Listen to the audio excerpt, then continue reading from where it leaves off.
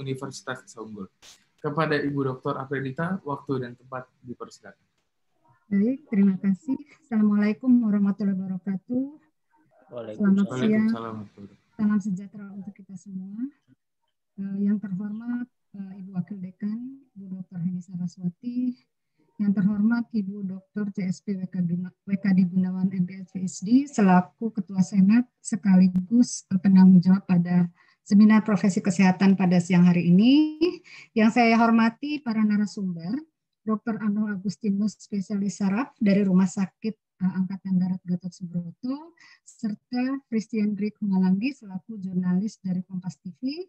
Yang saya hormati Bapak Ibu dosen, mahasiswa, serta semua peserta yang hadir pada siang hari ini. Alhamdulillah, puji dan syukur kita panjatkan kehadirat Allah Subhanahu wa Ta'ala, karena pada siang hari ini kita bisa berkumpul secara kegiatan seminar profesi kesehatan masyarakat tahun 2021. Seminar ini merupakan kegiatan rutin yang merupakan bagian dari mata kuliah seminar profesi yang kebetulan sebagai penanggung jawabnya adalah Ibu Dr. WKD Gunawan. Topik seminar pada siang hari ini yaitu stroke hindari dengan hidup sehat. Ini adalah topik yang sangat menarik, mengingat kita tahu bahwa di Indonesia ini ada sekitar 550.000 pasien baru stroke setiap tahunnya, dan stroke ini merupakan penyakit urutan ketiga penyebab kematian di Indonesia setelah kardiovaskuler dan kanker. Kejadian stroke juga saat ini semakin meningkat sejalan dengan bertambahnya usia, terutama akibat perubahan gaya hidup. Adanya kesadaran yang rendah akan faktor resiko stroke, kemudian kurang dikenalinya gejala stroke, serta belum optimalnya pelayanan stroke, maka ini merupakan permasalahan pada pelayanan stroke di Indonesia. Inilah yang menjadi penyebab kontribusi adanya kejadian stroke baru. Oleh karena itu, seminar ini sangat bermanfaat khususnya bagi para calon ahli kesehatan masyarakat. Karena ahli sangat diperlukan untuk mencegah peningkatan kasus stroke melalui pendidikan kesehatan, termasuk promosi kesehatan dan pencegahan penyakit. Nanti kita akan mendengarkan paparan dari narasumber bagaimana pencegahan penyakit jantung serta bagaimana penerapan pola hidup sehat di kehidupan sehari-hari yang sangat bermanfaat sebagai bekal para mahasiswa dan para praktisi kesehatan lainnya untuk memberikan promosi kesehatan dan pencegahan penyakit di masyarakat. Saya berharap mudah-mudahan seminar ini bisa berjalan dengan lancar dan setelah mengikuti seminar ini bisa menambah wawasan para peserta khususnya terhadap penyakit stroke dan penerapan pola hidup sehat sehingga bisa mencegah terjadinya kejadian stroke. Demikian sambutan dari saya. Kurang lebihnya saya mohon maaf. Wassalamualaikum warahmatullahi wabarakatuh. Waalaikumsalam warahmatullahi wabarakatuh. Terima kasih Ibu Dr. Aprilita atas sambutannya. Selanjutnya sambutan oleh Ibu Dr. CSP WKD Gunawan, MPH PhD, selaku Ketua Senat Akademika Fikes Universitas Esa Unggul, serta pembina pada kegiatan seminar profesi kesehatan masyarakat pada hari ini. Kepada Ibu WK, waktu dan tempat dipersilakan. Ya, baik. Terima kasih Alvan atas waktu yang diberikan. Yang terhormat Ibu Dekan Fakultas Ilmu Kesehatan, Ibu Dr. Aprilita Rinayanti. Yang terhormat Ibu Heni Saraswati, Wakil Dekan Fakultas Ilmu Kesehatan Universitas Esa Unggul. Kemudian Ibu Putri dan Bu Devi sedang menguji ini Bu, sehingga mereka berdua minta izin untuk tidak hadir. Tetapi beliau berharap agar acara ini lancar. Kemudian yang terhormat para pembicara dalam webinar kali ini yaitu Dr. Arnold Simanjuntak, spesialis saraf, yang mendapat delegasi dari Dr. Terawan Putranto, karena menurut Dr. Terawan, Dr. Arnold ini adalah spesialis saraf dan justru lebih dekat dengan public health untuk menerangkan tentang apa itu penyebab stroke ya. Jadi ini delegasi dari Dr. Terawan. Kemudian yang saya sayangi Mbak Christian Greg salah satu news anchor di Kompas TV. Sebagian besar dari Anda tentunya telah mengenal beliau. Yang terhormat panitia, Ila, Afan, Yayah, dan kawan-kawan semua, serta para peserta yang budiman dan saya cintai.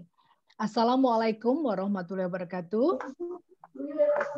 Selamat siang dan salam sejahtera. Om Swastiastu, Namo Buddhaya, salam kebajikan. Saya ingin menjelaskan lagi bahwa ini adalah amanah dari mata kuliah isu terkini dan seminar profesi yang berjumlah 3 SKS, sehingga kita diamanahkan untuk membuat 2 webinar, yaitu chapter 1 dan chapter 2. Dan alhamdulillah chapter 1 telah terselenggara dengan baik. Ya, kemudian yang insya Allah pada chapter yang kedua ini juga akan dapat terselenggara dengan lancar dan baik insya Allah. Nah, memilih untuk penyakit stroke karena stroke saat ini merupakan, bisa dilihat salah satu komorbid utama dalam pandemi COVID-19 ini. Jadi stroke dipilih. Kemudian kita tadi sudah mendengar dari Bu Aprilita bahwa stroke adalah salah satu penyakit akibat penyakit kardiovaskuler. Stroke juga nomor 3 kalau di Indonesia menjadi penyebab kematian setelah kanker, dan apa tadi lupa saya. Kemudian dan kita juga tahu bahwa sampai saat ini sebenarnya stroke juga menjadi penyebab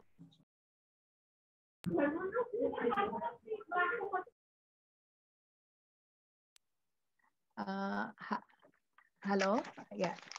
Setiap tahunnya dinyatakan bahwa 1 dari 4 orang itu berkemungkinan untuk menderita stroke. Nah, saya harapkan juga seperti Bu Aprilita tadi sudah sampaikan bahwa seminar ini dapat bermanfaat buat para peserta dan kita semua, terutama yang sudah berusia 30 tahun ke atas ya, untuk senantiasa berhati-hati untuk dapat mencegah stroke ini. Ada sebuah keinginan bahwa diharapkan otak yang sehat akan menjadikan sumber daya manusia yang sehat. Saya berterima kasih pada panitia dan para peserta semua. Saya juga ingin menyapa guru saya, Profesor Komang Wiarsa Sarjana, pembimbing saya sejak S1 ya di UNER, di Universitas Airlangga. Beliau pembimbing akademik saya. Dan saya sangat beruntung karena beliau senantiasa mendampingi saya, dan doa-doa beliaulah yang menjadikan saya seperti ini. Baik, terima kasih. Assalamualaikum warahmatullahi wabarakatuh. Selamat siang dan salam sejahtera. Terima kasih Ibu Eka atas sambutannya. Selanjutnya adalah sambutan yang akan disampaikan oleh Ila Sufiana Janatin selaku Ketua Pelaksana Seminar Profesi pada siang hari ini. Kepada Saudari Ila Sufiana Janatin, waktu dan tempat dipersilakan. Baik, terima kasih Afan Aminda selaku MC pada seminar chapter kedua hari ini. Assalamualaikum warahmatullahi wabarakatuh. Selamat siang, salam sejahtera bagi kita semua. Yang terhormat, Ibu Dr. Aprilita Rinayanti, FFM Biomed APT, selaku Dekan Fakultas Ilmu Kesehatan Universitas Esa Unggul.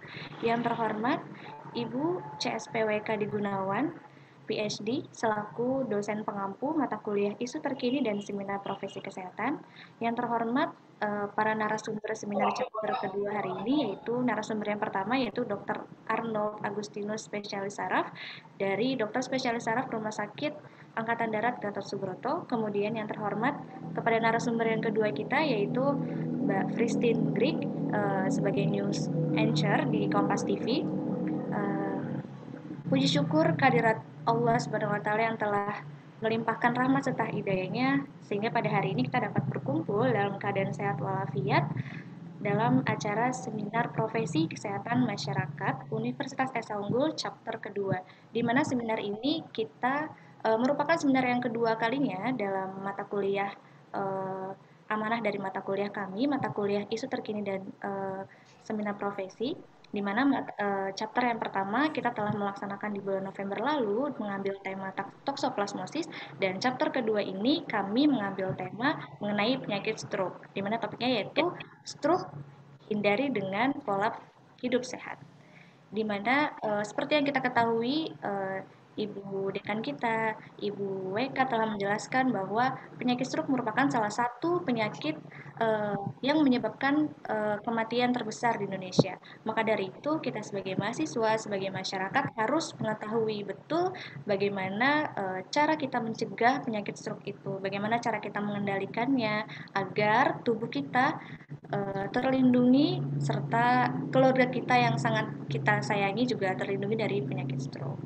Semoga acara ini berjalan dengan lancar hingga akhir, tidak ada kendala yang signifikan. Terima kasih semuanya. Wassalamualaikum warahmatullahi wabarakatuh. Waalaikumsalam warahmatullahi wabarakatuh.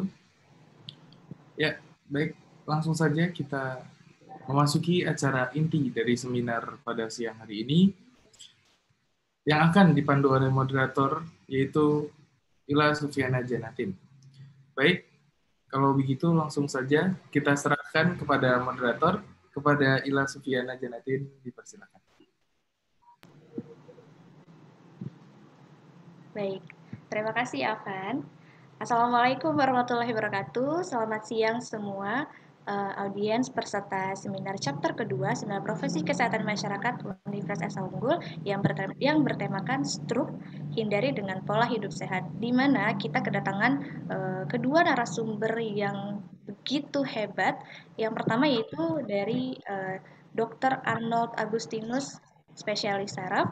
Beliau merupakan dokter spesialis saraf di Rumah Sakit Angkatan Darat Gatot Subroto. Kemudian dilanjutkan oleh narasumber kedua kita yaitu Mbak Christine Grace yang merupakan broadcast jurnalis dari Kompas TV.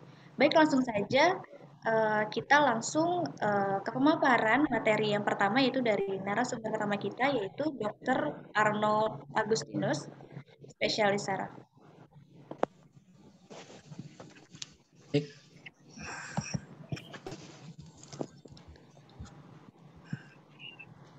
Assalamualaikum, selamat siang Dokter. Selamat siang, terima kasih izin moderator.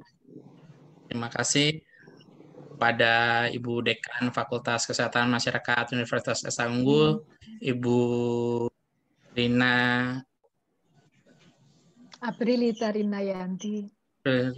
Ibu Aprilita Rinayanti atas kesempatan yang diberikan, dan kepada Ibu CSP WK di PhD sebagai Ketua Senat atas kesempatan yang diberikan kepada kami dari Neurologi RSPAD sebagai mewakili dari Letnan Jenderal Purnawirawan Dr. Terawan Putranto, Esperat, konsultan radiointervensi. Kami yang mewakili diberikan kesempatan.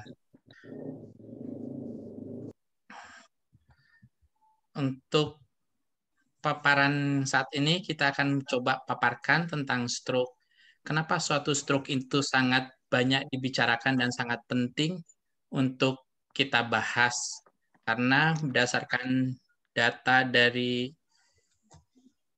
epidemiologi, hal ini menjadi penyebab dari kecacatan yang paling tinggi nomor 1 dan kematian nomor 3 selain stroke dan selain jantung dan kanker. Secara epidemiologi dari suatu stroke itu sebagai yang ketiga memimpin dalam angka kejadian kematian selain dari kardiovaskuler dan kanker. Bahkan di Amerika sendiri ya sampai mencapai 700.000 untuk angka kematiannya setiap tahunnya. Dan di Eropa sendiri bahkan bisa sampai 450.000 dari angka kejadian. Untuk dari angka kejadian stroke ini adalah yang paling banyak adalah yang menyebabkan kematian adalah stroke perdarahan atau stroke hemoragik sebanyak 37,5%, sedangkan untuk stroke iskemik hanya 7,6%. Tapi berdasarkan data yang paling banyak kita dapat, untuk angka kecacatan yang paling tinggi adalah iskemik. Sedangkan untuk stroke sendiri, tiap tahun itu selalu meningkat. bahkan di negara-negara yang berkembang. Bahkan dari tahun 1997 sampai 2007, angka kejadian itu terus meningkat, meskipun secara angka kematian menurun jauh, dia menjadi 18,8%. Hal ini kita amati dengan seiring adanya kemajuan teknologi pengobatan dan diagnosa yang lebih tepat dan masyarakat yang lebih awareness tentang suatu sendiri.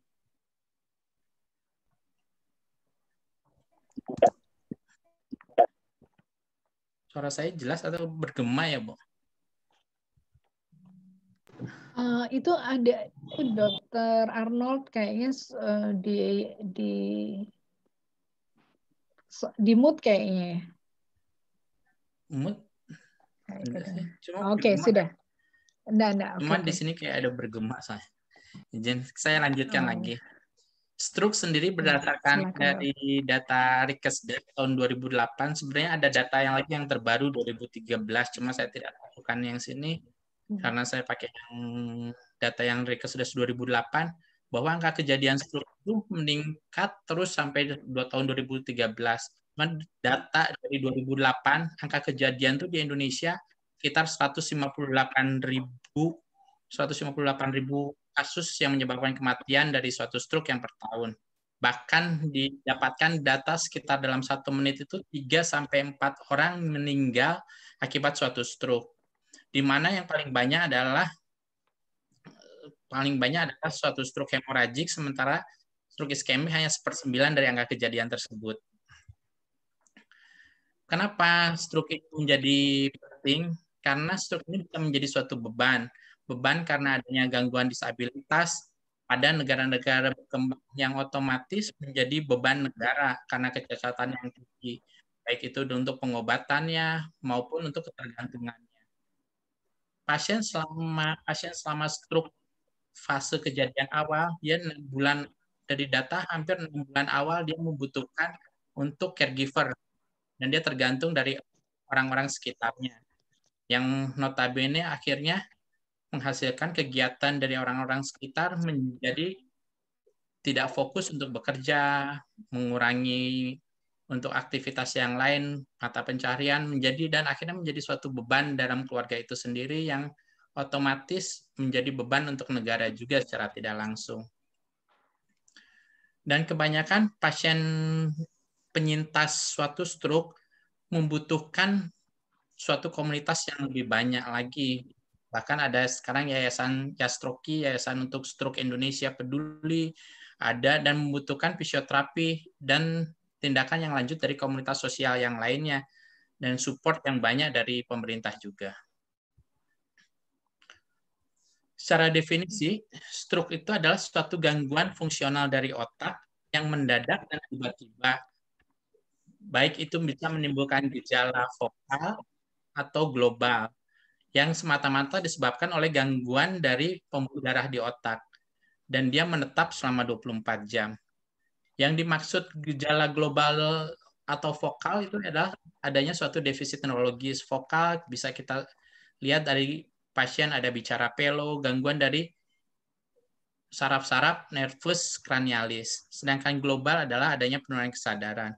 Dan ini hanya semata-mata disebabkan oleh gangguan vaskuler, di mana gangguan vaskuler itu biasanya terkait dengan gangguan dari faktor risiko mayor seperti hipertensi, diabetes, maupun dislipidemi untuk kriteria minimalnya. Sedangkan bila terjadi hanya kurang dari 24 jam, maka itu hanya menimbulkan suatu transient ischemic attack saja, bukan suatu stroke yang perlu penanganan yang lebih lanjut. Cuma JAE adalah sebagai suatu prediktor untuk terjadi stroke berulang di kemudian hari. Secara global, kita hanya bagi stroke itu hanya kita bagi dalam kelompok. Yang pertama stroke iskemik, yang kedua stroke hemoragik atau pendarahan. Stroke iskemik sendiri dia mempunyai angka sampai 85% dari data, sedangkan hemoragik lebih kecil 15%. Tapi menimbulkan kematian yang paling banyak adalah hemoragik. Makanya seperti yang saya sampaikan di awal, angka disabilitas paling banyak karena iskemik. Yang pertama, memang pasiennya pun lebih banyak untuk iskemik. tapi kematiannya lebih banyak hemoragik. Stroke iskemik sendiri kita bagi menjadi dua yang secara garis besarnya, dia karena suatu aterotrombotik atau emboli. 80% disebabkan oleh paling banyak adalah stroke aterotrombotik. Sedangkan hemoragik sendiri atau pendarahan kita bagi lagi dan dia mempunyai prevalensi yang hampir sama antara pendarahan intrakranial atau intracerebral hemorrhage sama subarachnoid bleeding atau pendarahan subarachnoid. Dia mempunyai prediksi yang prevalensi yang sama 50%. Untuk klasifikasi stroke kita bagi menjadi beberapa bagian. Yang pertama dari klinisnya dan temporal profile-nya. Biasanya pasien stroke ada yang dramatic improving dengan cepat, biasanya karena suatu gangguan emboli. Emboli yang paling kita bagi dua, dia emboli red emboli dan thromboemboli atau wet emboli kita sampaikan. Cuman yang improving paling banyak adalah biasanya karena dari red emboli, karena ada gumpalan darah, biasanya clot dari jantung lepas masuk ke dalam pembuluh darah di otak. Dan dia bisa cepat perbaikan dalam 24 jam sampai 3 minggu. Sedangkan worsening, dia secara perlahan-lahan perburukan, baik itu defisit secara kualitatif maupun kuantitatif. Ataupun dari anamnestik kita bisa tanyakan kepada pasien sendiri bila pasiennya itu kompetentis. Dan makanya tidak aneh kadang ada suatu pasien yang datang dengan kekuatan motoriknya awal hanya masih bisa angkat atau motoriknya masih 4, kita bilang skala motoriknya masih bisa angkat tangan, tapi dalam perawatan 2 hari ini kok menjadi legi atau memberat, karena itu berdasarkan dari yang kita bagi ini temporal profile-nya dia menjadi worsening. Secara worsening-nya itu kita pun masih bisa bagikan jenisnya. Dia ada suatu smooth worsening yang perlahan-lahan dia berburukan, atau seperti anak tangga step-like worsening. Dia habis dari perburukan dia stable lagi, habis itu perburukan lagi, stable lagi. Tapi baseline-nya tetap lebih buruk daripada yang sebelumnya. Atau bahkan fluctuating. Seolah-olah baik, habis itu perburukan lagi. Tapi selalu yang kita lihat adalah baseline-nya dia tetap lebih buruk daripada yang sebelumnya. Sedangkan tipe stroke yang lain kita bisa bedakan dari jenisnya.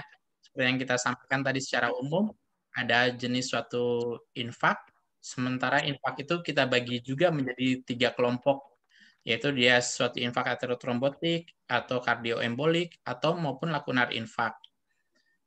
Mekanisme dari infark ini bisa kita bagi juga menjadi suatu trombotik atau embolik atau yang lakunar. Karena hemodinamik cairan yang kurang dehidrasi menjadi suatu infark lakunar. Biasanya di daerah-daerah perbatasan daerah karena otak itu kita bagi 2 menjadi substansia alba dan substansia grisia. Di daerah perbatasannya itu bisa terjadi suatu infark karena hemodinamik atau kita bilang watershed infark. Selain itu kita bilang juga ada suatu jenis stroke yang karena pendarahan. Sementara pendarahan seperti yang kita sampaikan ada intracerebral hemorrhage maupun subarachnoid hemorrhage.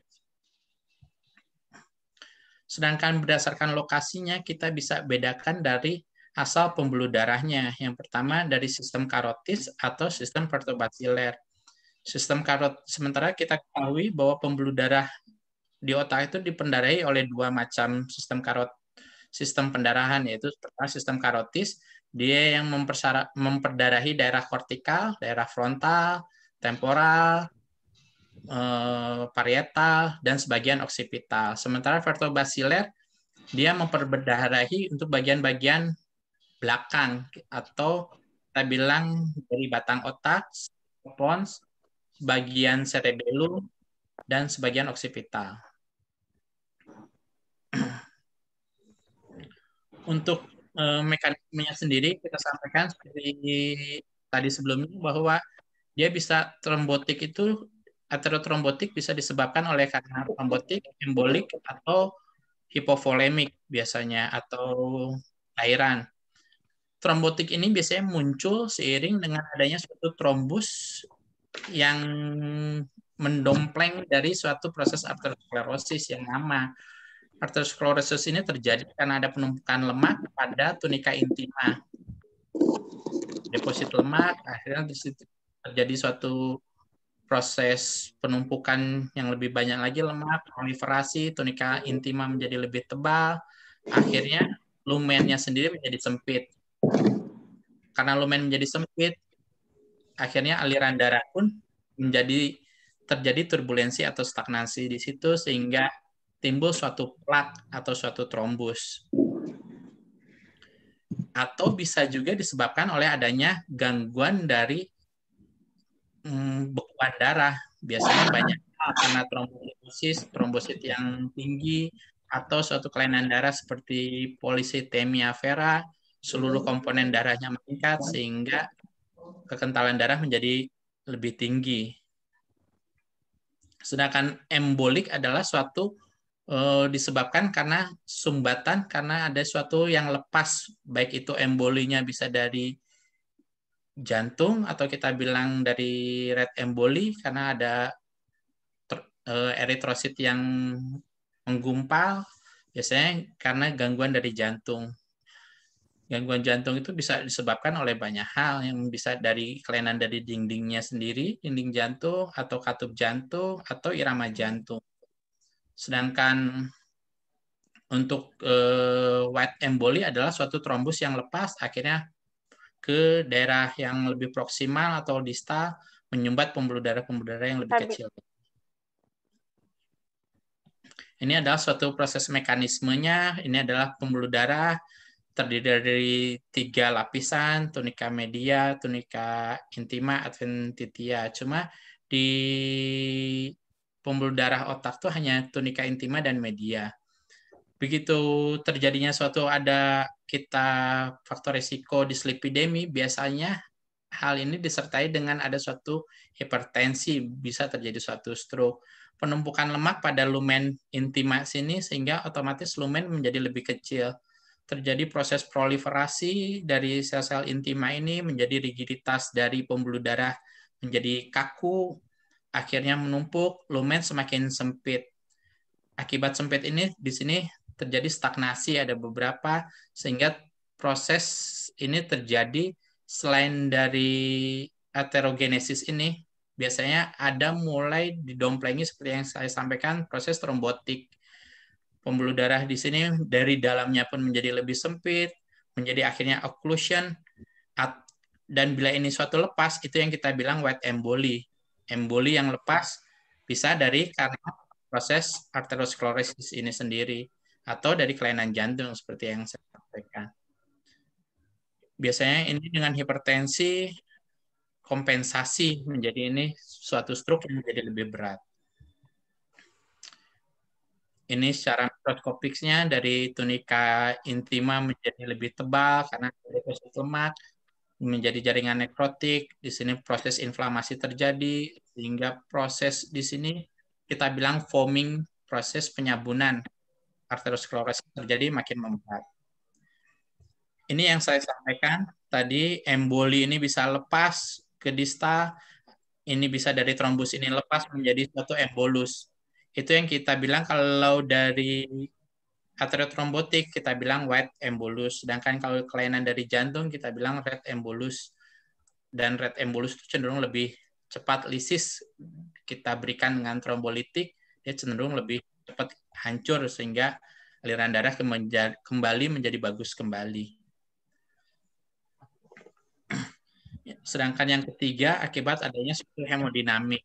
Biasanya karena cairan kurang, pembuluh darah menjadi compensate, menjadi stenosis, otomatis blood flow ke otak yang proksimal menjadi lebih kurang lagi. Selain itu, kolateral dari pembuluh darah di otak tidak mencukupi untuk blood flow-nya sehingga timbul suatu kejadian stroke. Ini adalah proses yang paling banyak stenosis terjadi pada karotis. Secara keseluruhan gambaran, kita lihat gambaran secara keseluruhan ini yang menyebabkan suatu proses, suatu stroke.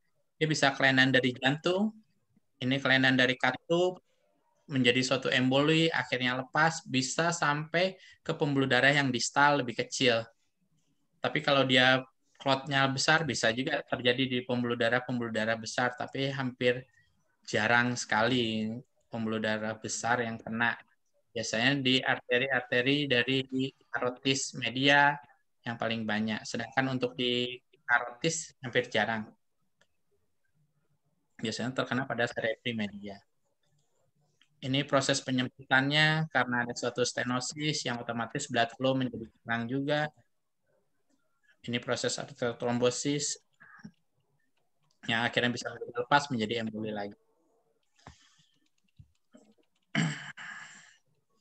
Sedangkan untuk pendarahan intracerebral hemorrhage ini banyak disebabkan oleh adanya robekan atau rupture dari satu vena atau arteri pembuluh darah dari cerebral.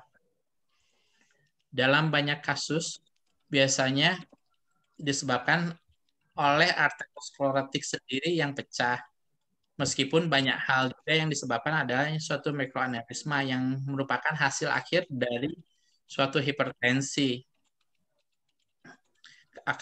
Dari proses hipertensi yang kronis, di mana pembuluh darah besar menjadi kecil, itu yang kita bilang arteri penetrans, tekanan menjadi lebih tinggi, dia membentuk suatu mikroaneurisma atau suatu kantung yang semakin lama semakin menipis, yang dengan tiba-tiba dengan aktivitas yang membutuhkan tekanan yang menjadi lebih tinggi seperti ada stresor, dia menjadi suatu pecah dan akhirnya ruptur dan terjadilah suatu pendarahan. Dan proses pendarahan ini biasanya terjadi pada pasien dengan yang sebelumnya sudah ada arteriosklerosis seperti yang saya sampaikan, di mana arteriosklerosis ini sendiri akan meningkat seiring dengan umur dan pada pasien-pasien kronik hipertensi. Untuk mikroaneurisma ini sendiri dikatakan kurang lebih hanya diameter kurang lebih 1 mm yang kita sebut dengan Charcot-Bouchard aneurysm. Ini proses patofisiologisnya secara gambarannya bahwa terjadi pada pembuluh darah penetrans, di mana dari pembuluh darah besar ke pembuluh darah kecil, tekanan yang menjadi lebih tinggi, ibarat pipa dari yang besar, menjadi ke pipa yang lebih kecil, tekanan menjadi lebih tinggi, sehingga menimbulkan suatu aneurisma yang ini terjadi proses secara bertahun-tahun.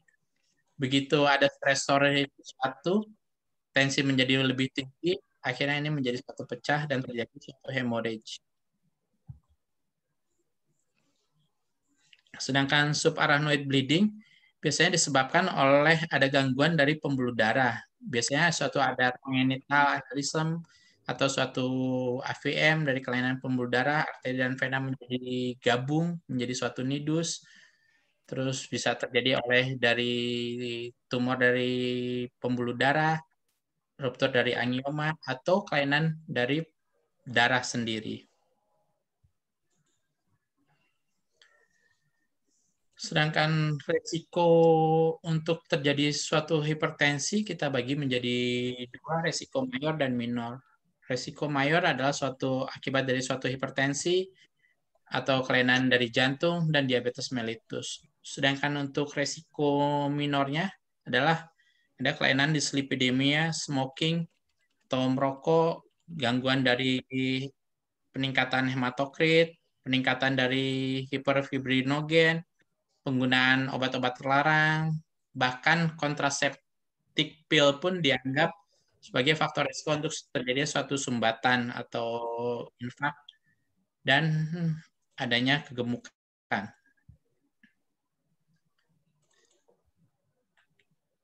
Faktor risiko ini kita bagi menjadi yang modifiable dan non-modifiable. Inilah yang bisa kita intervensi pada pasien bila kita tarik tema kita saat ini, yaitu dengan kita cegah suatu stroke dengan pola hidup sehat. Kita bisa merubah ini semuanya dari yang modifiable ini, sedangkan non-modifiable kita tidak bisa berbuat apa-apa karena faktor genetik, usia, dan suku.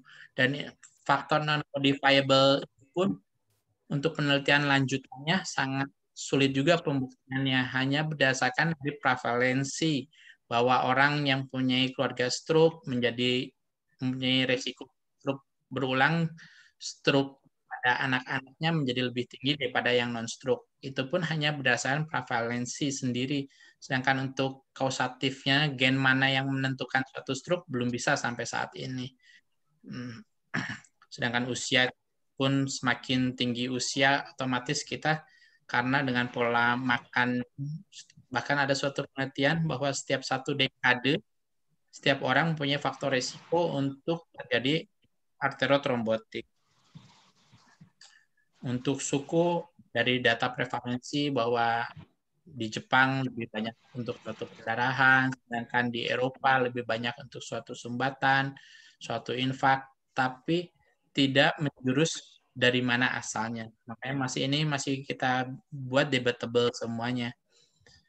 Sedangkan untuk yang bisa kita kerjakan adalah faktor modifiable ini, yang kita pentingkan sesuai dengan tema kita, dengan pola hidup sehat, gaya hidup dan lingkungan, penanganan faktor risiko, bahwa pasien dengan suatu hipertensi kadang menjadi takut berobat, takut minum obat. Itu harus kita edukasi bahwa suatu hipertensi dia hanya mempunyai target organ damage-nya kalau tidak ke cerebral, ke ginjal, mata, dan ke jantung. Termasuk diabetes pun harus kita kelola. Mulai dari pengolahan dari makanannya dulu, kita sambil gandeng dari gizi, pola makan yang dirubah. Bila pola makan dirubah tidak memberikan perbaikan kadar gula dalam darahnya, maka bisa kita berikan dengan obat oral. Obat oral tidak ada perubahan, kita bisa naikkan menjadi ke pemberian insulin. Selain itu kita bisa kelola juga untuk faktor risiko dari dislipidemianya. Edukasi untuk pasien untuk tidak merokok, obesitasnya kita anjurkan mulai dikurangi dengan pola olahraga. Dan bila ada suatu infeksi kronik, ini yang harus kita atasi, karena suatu infeksi akan meningkatkan suatu kekentalan darah atau koagulasi, menjadi keadaan pasien menjadi hiperkoagulasi atau hipercoagulable. Itu yang harus kita perbaiki. Untuk clinical manifestasinya sendiri, suatu stroke tergantung dari besarnya lesi atau lokasi dari lesi, ataupun dari vaskulernya sendiri. Dia apakah sistem arteriotrombotik atau vertobasiler. Bila vertobasiler, dia meskipun kecil, dia mempunyai makna peranan bila di daerah pons.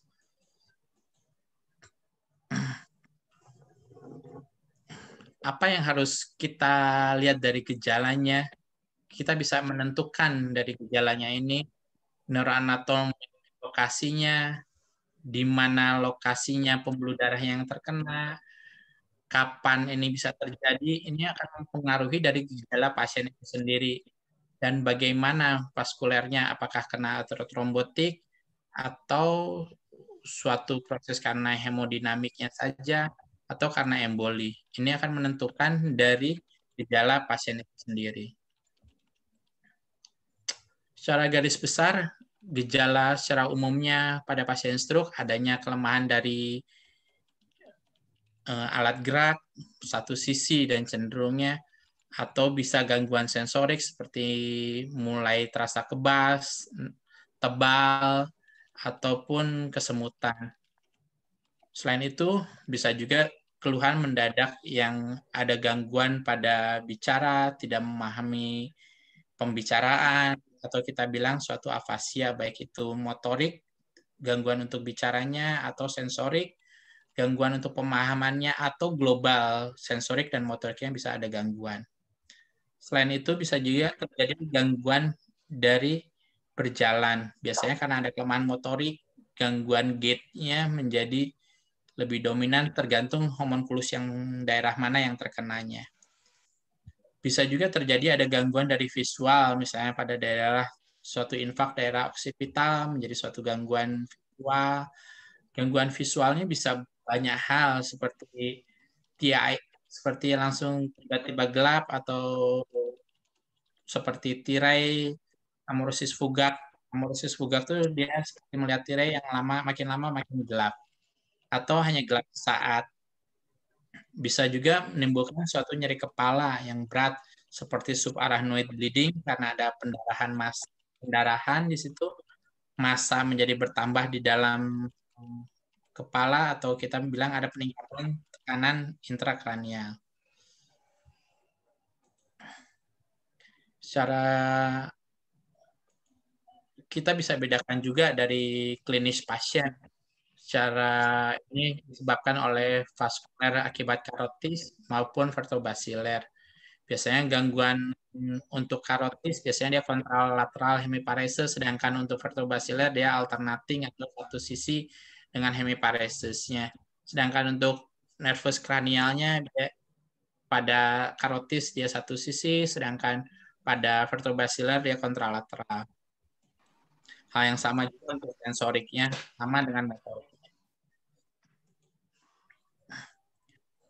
Sedangkan gangguan biasanya kalau pada sistem vertebrobasilur dia black spot, sedangkan pada karotid biasanya amaurosis fugak. Dia seperti melihat tirai yang semakin lama semakin seolah-olah menutup. Diferensial diagnosis sendiri kita bisa bedakan sebenarnya dari satu infak, pendarahan intracerebral, atau pendarahan subarachnoid.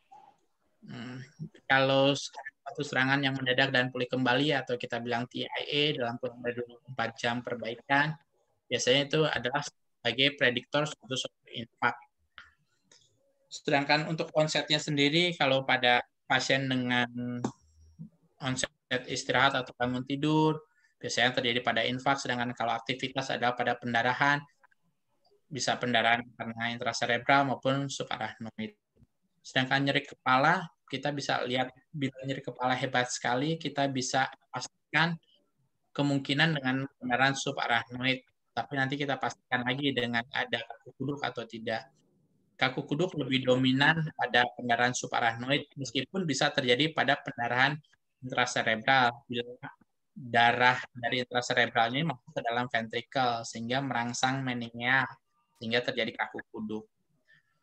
Pasien dengan penurunan kesadaran sebenarnya bisa juga terjadi pada suatu infak, bila infaknya terjadi pada pembuluh darah yang besar pada karotis, akhirnya infaknya menjadi setengah hemisfer. Bisa juga terjadi penurunan kesadaran. Tidak murni penurunan kesadaran ini hilang saat pasien infak. Bisa jadi bila infak yang besar terjadi. Tapi paling banyak kan penurunan kesadaran ini terjadi karena peningkatan tekanan intrakranial yang pasti disebabkan oleh pendarahan intracerebral ataupun pendarahan subarachnoid. Cuma bedanya pada pendarahan subarachnoid, begitu terjadi pendarahan, dia pasien bisa pingsan. Tapi setelah itu, darah masuk ke dalam ventricle, tekanan menjadi berkurang, pasien menjadi sadar kembali. Cuma permasalahan nyeri kepala masih tetap ada, dan kaku kuduk ada, kita bisa pastikan.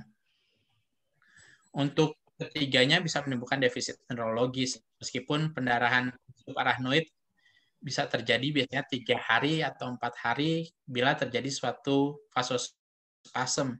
Cuma pada awal-awal biasanya tidak ada defisit neurologis.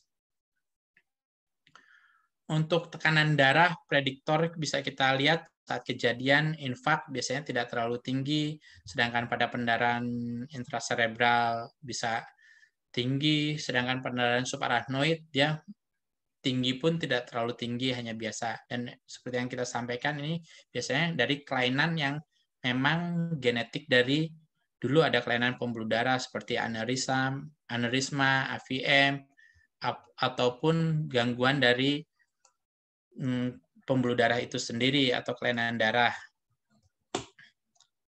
Untuk diagnosis, tetap yang paling menjadi pegangan adalah CT scan. Pada CT scan kita bisa tentukan ini adalah suatu pendarahan atau suatu infak. Meskipun beberapa menyarankan di daerah-daerah terpencil yang tidak ada CT scan bisa saja dilakukan lumbal fungsi. Bila infak biasa cenderung masih jernih pendarahan LCS, tidak ada pendarahan pada LCS-nya, sedangkan pada pendarahan intracerebral dia bisa ada suatu rembesan darah bila sudah masuk ventricle. Cuma permasalahan bila tidak masuk ventricle, pasien dengan atrofi, usia-usia tua, hal ini kadang tidak menjadi patokan untuk kita. Tetap golden standarnya adalah suatu CT scan. Untuk daerah-daerah yang belum ada suatu CT scan, kita bisa membantu dengan different diagnosis dengan menghitung Sirirat Stroke Score.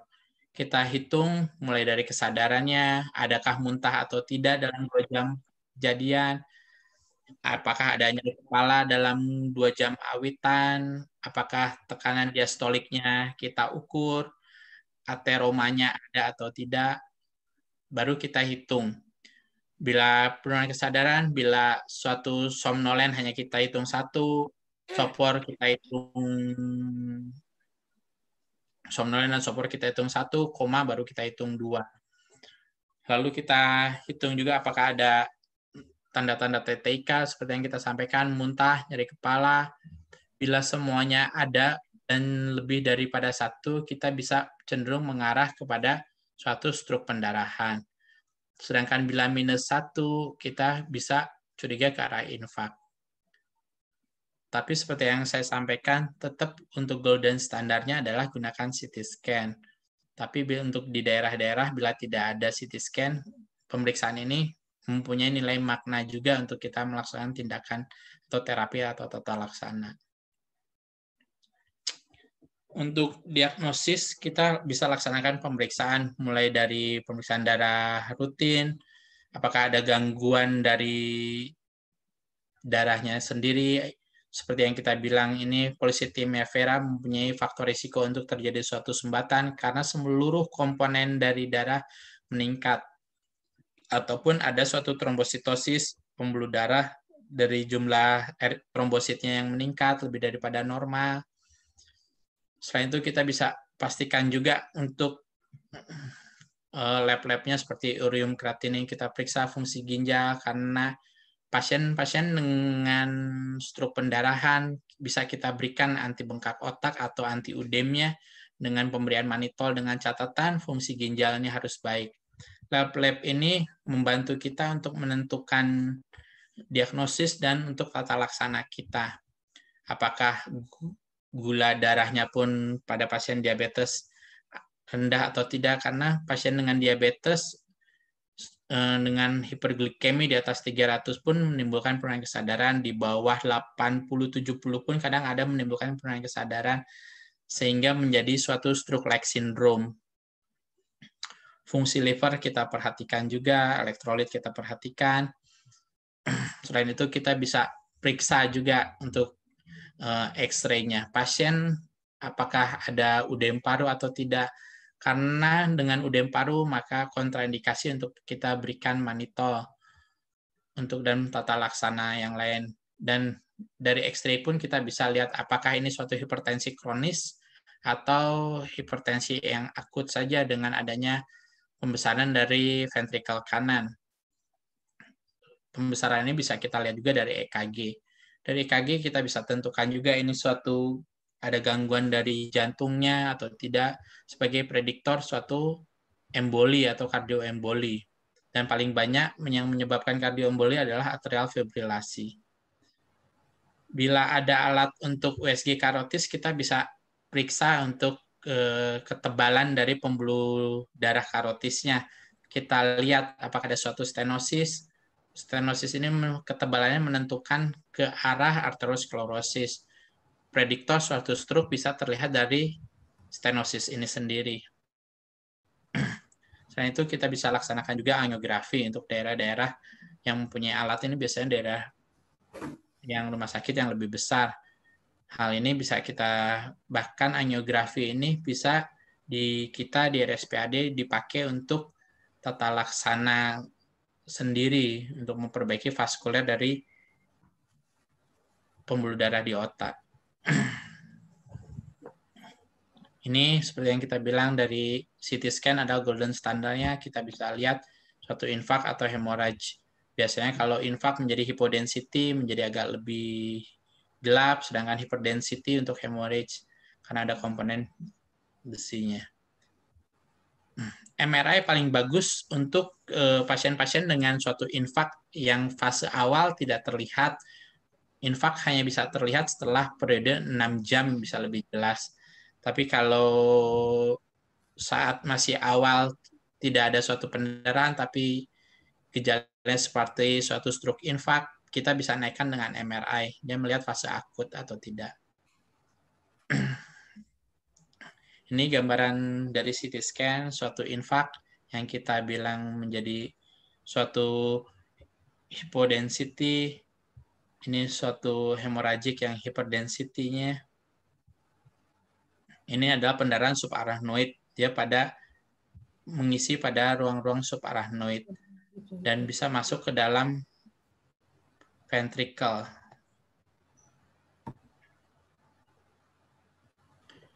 Komplikasi bisa banyak hal dari stroke ini. Kita bagi dalam neurologi komplikasi maupun non-neurologic komplikasi.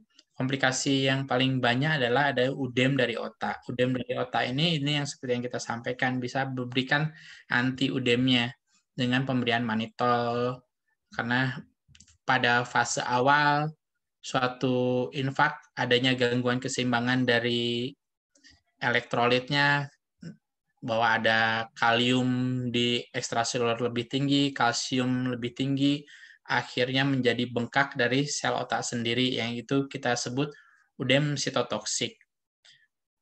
Oleh karena itu, kita biasanya kasih diuretik seperti mannitol untuk menarik cairan dari intrasel, sehingga memberikan ruang untuk pasien-pasien dengan stroke pendarahan, karena ada penambahan masanya ruang tersebut. Komplikasi yang lain adalah hemorrhage infarction. Biasanya pada pasien-pasien infak kita berikan dengan pengobatan antiplatelet atau antitrombolitik atau antikoagulan. Pada fase awal dengan infak yang besar, begitu kita berikan obat antiplatelet atau orang awam bilang pengencer darah, bisa terjadi suatu pendarahan dengan efek sampingnya. Itu yang kita bilang hemorrhage infection. Selain itu bisa terjadi juga vasospasm, di mana pembuluh darah yang pecah pada subarachnoid karena ada penumpukan prostaglandin, katekolamin, sehingga menyebabkan dari pembuluh darah itu mengecil, vasospasm, sehingga memperberat suatu stroke subarachnoid itu sendiri. Seperti yang kita sampaikan, 3-4 hari baru menimbulkan vasospasm ini, sehingga seolah-olah terjadi perberatan karena adanya vasospasm ini. Dan pada saat terjadi vasospasm ini, baru bisa ada defisit neurologis. Hidrosefalus bisa terjadi pada pasien dengan stroke pendarahan, karena komponen dari darah masuk ke dalam ventricle, sehingga villi chorioalis menjadi gangguan reabsorpsi, atau menyumbat dari ventricle-nya itu sendiri. Ini higroma adalah fase lanjutan dari suatu stroke infak atau suatu stroke pendarahan, di mana higroma ini jaringan mati dari sel-sel otak diisi oleh cairan-cairan, sehingga menyebabkan ruang kosong yang berisi cairan. Sedangkan untuk non-neurologic sendiri, komplikasinya bisa adanya peningkatan dari tekanan darah, kadar gula yang bisa meningkat karena ada stresor, adanya udem paru, ataupun gangguan dari jantung. Sedangkan non-neurologic karena pasien stroke biasanya karena imobilisasi. Seperti yang disampaikan sebelumnya juga oleh Ketua Senat, bahwa dikatakan bahwa bronkopneumonia atau pneumonia terjadi sebagai faktor resiko untuk terjadinya COVID, karena pada pasien-pasien stroke dia imobilisasi yang kurang, paru kurang mengembang karena pasien bedridden, akhirnya bisa terjadi suatu infeksi atau bronkopneumonia. Selain itu bisa terjadi tromboflebitis karena imobilisasi kurang. Biasanya pasien-pasien seperti ini kita edukasi untuk menggunakan kasur-kasur yang antidekubitus. Bisa terjadi dekubitus atau kontraktur karena imobilisasinya atau karena kelemahannya. Untuk psikososial bisa menyebabkan suatu depresi atau karena suatu hilangnya pekerjaan karena imobilitasnya atau disabilitasnya. Untuk tata laksana suatu stroke, kita mempunyai konsep suatu stroke itu adalah suatu kegawatan. Oleh karena itu, semakin cepat dibawa ke rumah sakit adalah lebih bagus. Makanya untuk beberapa kita edukasi kepada masyarakat untuk mengenali stroke, kita pakai Cincinnati Scale. Cincinnati Scale itu, atau kita bilang orang dari Indonesia kita buat dari Perdosi dengan singkatan FAST. Face-nya ada gangguan, arm-nya menjadi kelemahan, face, arm, dan speech-nya menjadi pelo, rero. Habis itu timing-nya yang harus segera dibawa. Karena semakin cepat kita bawa, maka therapeutic window-nya semakin bagus untuk kita berikan obat-obatan. Bahkan sekarang kita punya tromboplastin RTPA itu mempunyai window period hanya sampai 4 jam. Bila lebih dari situ, kita hanya konservatif, gunakan antiplatelet, atau gunakan obat trombolitik, ataupun antikoagulan, tergantung dari klinisnya pasien. Intervention ini seperti yang kita sampaikan hanya sampai 4 jam, 4-6 jam, tapi literatur lebih banyak gunakan 4 jam. Stroke sendiri harus kita rawat. Kenapa harus kita rawat? Karena penting untuk melakukan diagnosa. Diagnosa ini seperti yang kita sampaikan, suatu stroke infark bisa dalam perawatan, bisa ada perburukan, dia bisa ada worsening ataupun improving. Begitu improving bagus bukan berarti suatu stroke ini sudah aman, tapi kita melakukan pastikan ini suatu stroke agar untuk kita terapi bisa lebih adekuat sehingga bisa mencegah stroke ulang lagi. Dalam perawatan pun kita bisa menggunakan interventional terapi. Sekarang bisa dengan RTPA, fase akut bila emboli bisa kita tarik embolinya atau kita laksanakan trombektomi, trombusnya kita ambil, dan itu hanya terjadi pada fase yang window period 4 jam awal dari kejadian.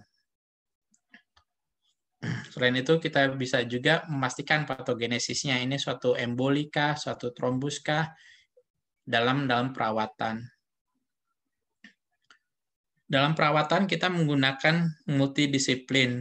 Mulai dari pengobatan akut, kadang kita bisa rangkul dengan radiointervensi, bisa neurointervensi sendiri, atau ada kelainan dari jantung, kita bisa pastikan dengan dokter jantungnya yang menyebabkan suatu emboli dari jantung. Sedangkan neurorehabilitasi kita laksanakan saat awal maupun untuk tindakan selanjutnya untuk mencegah disabilitasnya. Dengan perawatan ini menjadi penting karena dengan perawatan yang adekuat, yang tepat, kita harapkan pasien menjadi peluang untuk hidupnya menjadi lebih tinggi dan efek dari stroke-nya sendiri menjadi lebih ringan untuk pasien maupun untuk caregiver-nya atau orang sekitarnya yang merawat pasien. Untuk pengobatan stroke secara umum kita gunakan pengobatan pada saat akut, apakah perlu dengan suatu tindakan medikal, pengobatan biasa saja, atau medikamentosa cukup dengan medikamentosa, atau membutuhkan proses pembedahan. Bila ada UDEM yang sangat hebat, bisa kita anjurkan untuk pembedahan. Selain itu, bisa kita lanjutkan dengan rehabilitasi, dan selanjutnya untuk kontrol, untuk lebih adekuat, untuk mencegah stroke berulang.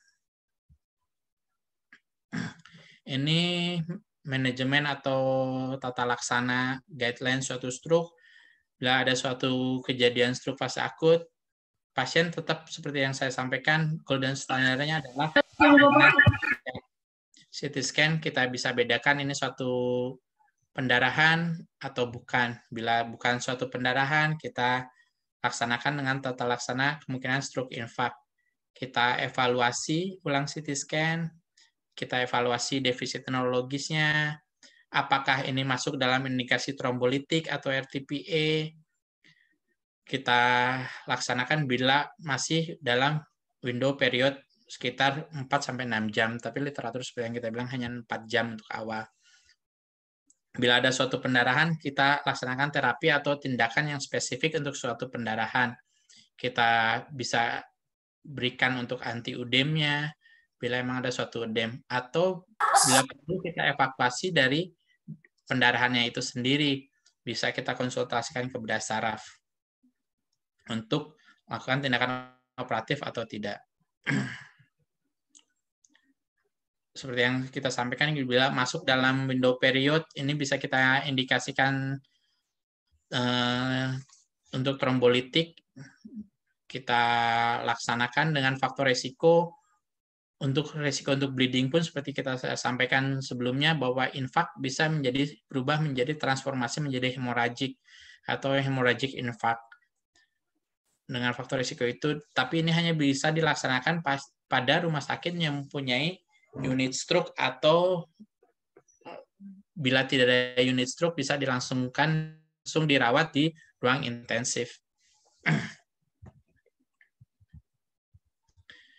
Sebenarnya untuk secara keseluruhan kita bisa bagi untuk strategi kita dari kejadian sebelum stroke. Untuk sebelah kiri sini ini adalah terjadi, bisa kita edukasi atau kita prevensi kepada masyarakat untuk melaksanakan ini untuk mencegah stroke. Sedangkan yang ini bila sudah terjadi suatu stroke, sisi sebelah kanan. Makanya seperti yang kita bilang, teknik untuk pengobatan ini sebenarnya ada yang modifiable dan non-modifiable, tapi saya sampaikan yang saat ini adalah yang modifiable. Sedangkan non-modifiable itu adalah kayak suku, umur, dan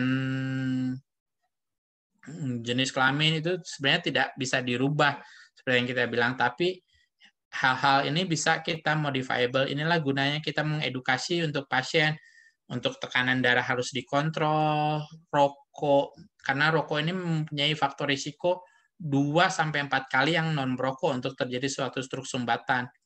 Dengan kadar nikotin yang tinggi, rokok itu akan merubah dari pola pembuluh darah menjadi cenderung lebih kaku. Untuk rigiditasnya, lipid pun kita anjurkan untuk kita kontrol. Biasanya kita edukasi pasien untuk 3 bulan awal, kita berikan bila perlu emang tinggi, kita edukasi dengan pola diet dulu.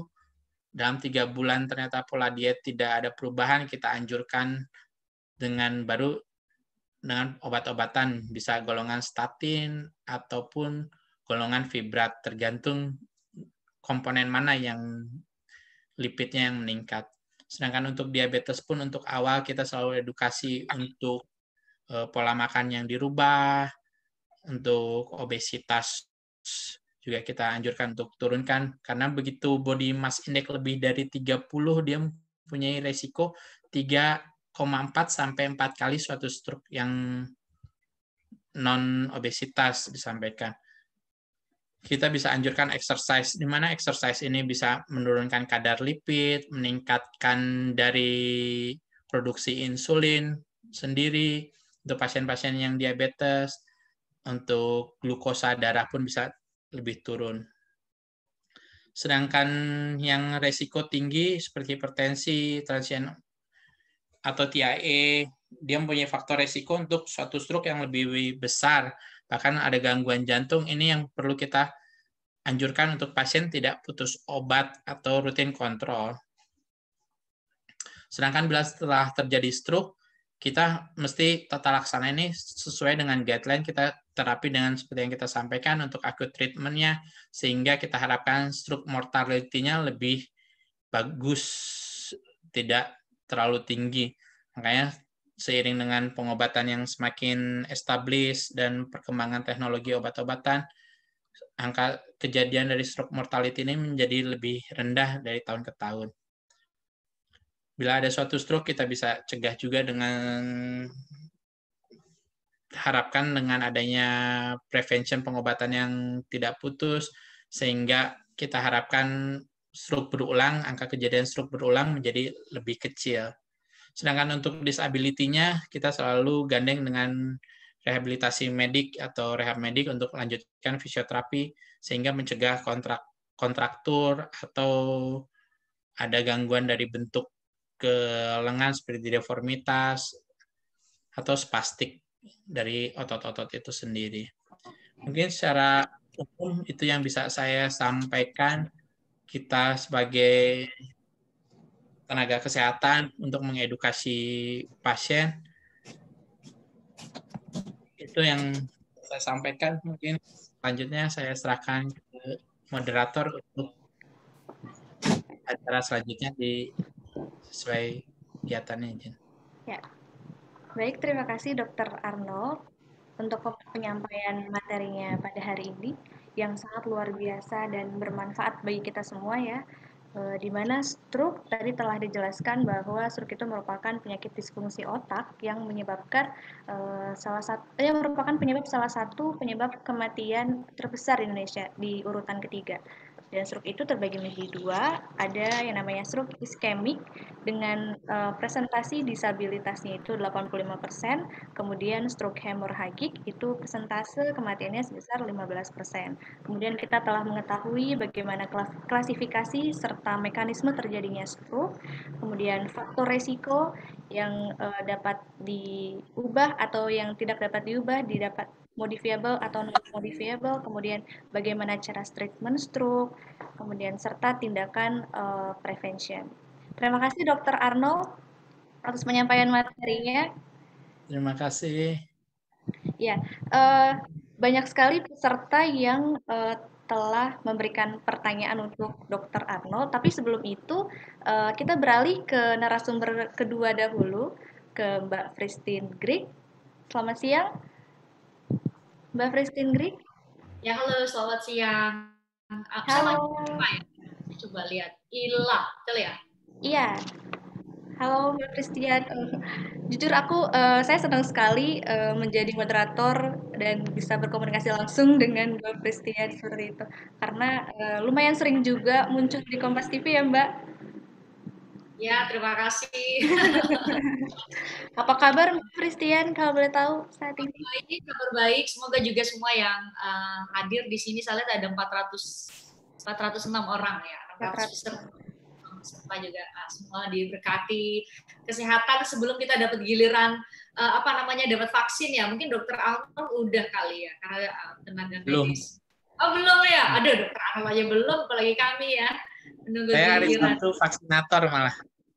Vaksinator sebagai vaksinator Dokter Arnold ya. Boleh ya Dok? Vaksin. Ya baik.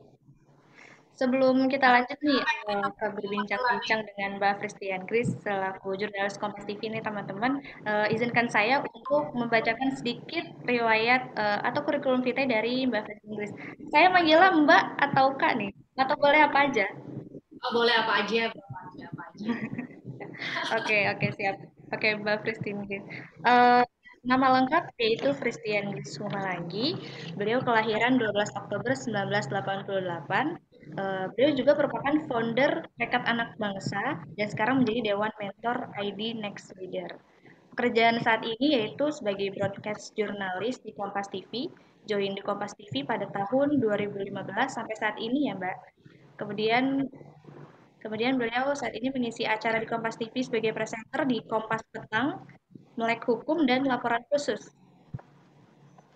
Kemudian pernah menjadi reporter dan news presenter di RTV dari tahun 2014 sampai tahun 2015. Menjadi reporter dan news presenter di Indosiar tahun 2012 sampai 2014. Kemudian menjadi freelance news presenter and host di TVRI Jawa Barat dan TVRI Nasional pada tahun 2011 sampai tahun 2012. Oke, baik Mbak Christian. Di sini kita berbincang-bincang semi formal aja ya Mbak.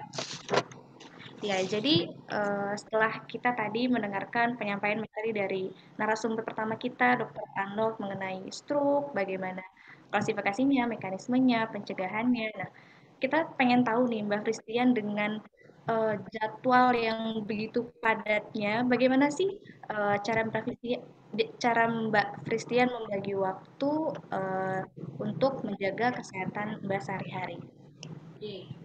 Thank you Ila, terima kasih juga untuk yang tadi dikatakan dan salam buat Bapak Ibu semua. Terima kasih udah dikasih kesempatan.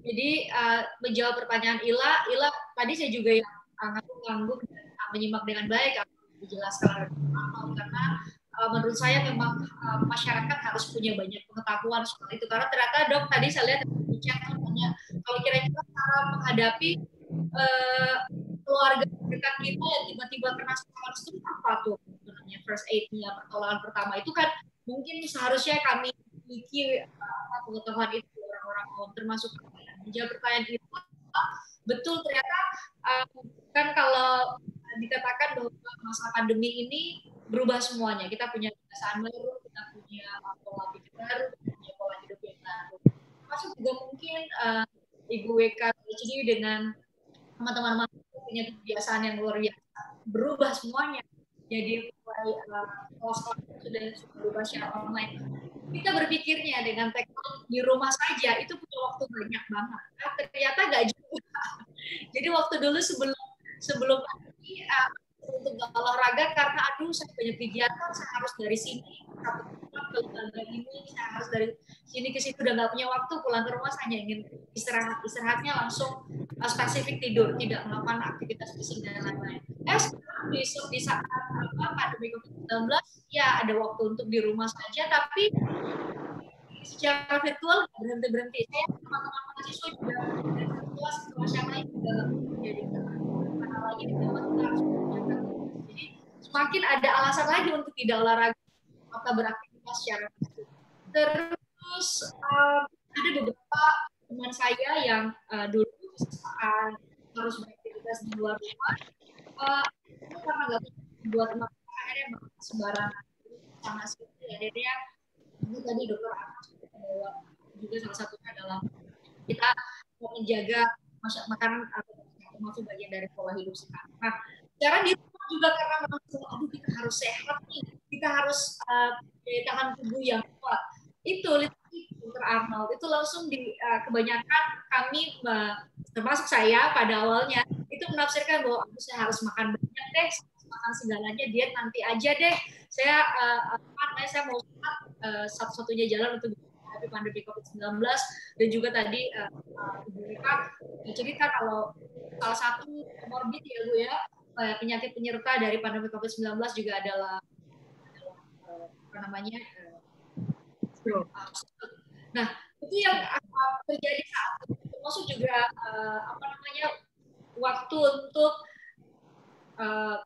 berada di rumah ternyata tidak serta-merta mengubah pola hidup yang mau saya sampaikan karena semua berubah tapi rasanya kalau kita menggunakan istilah pola hidup baru yang juga kita harus beradaptasi dan menjawab pertanyaan Ila menjaga kesehatan akhirnya Ila butuh waktu untuk transisi dari bulan Maret April sudah mulai WFH saya dengan kebiasaannya sangat sama banyak saya nggak olahraga karena gym banyak banget yang tutup kemudian hari-hari ini beberapa bulan memasuki 10 bulan ya Dok 10 bulan pandemi COVID-19 akhirnya mulai kok berat lagi saya juga takut ke dokter karena saya takut ke rumah sakit kalau nggak kena tracing pasti saya undang ke kantor untuk melakukan tes usap bagi kami yang kena tracing kalau ada yang positif di kantor pasti takut sekali ada rumah sakit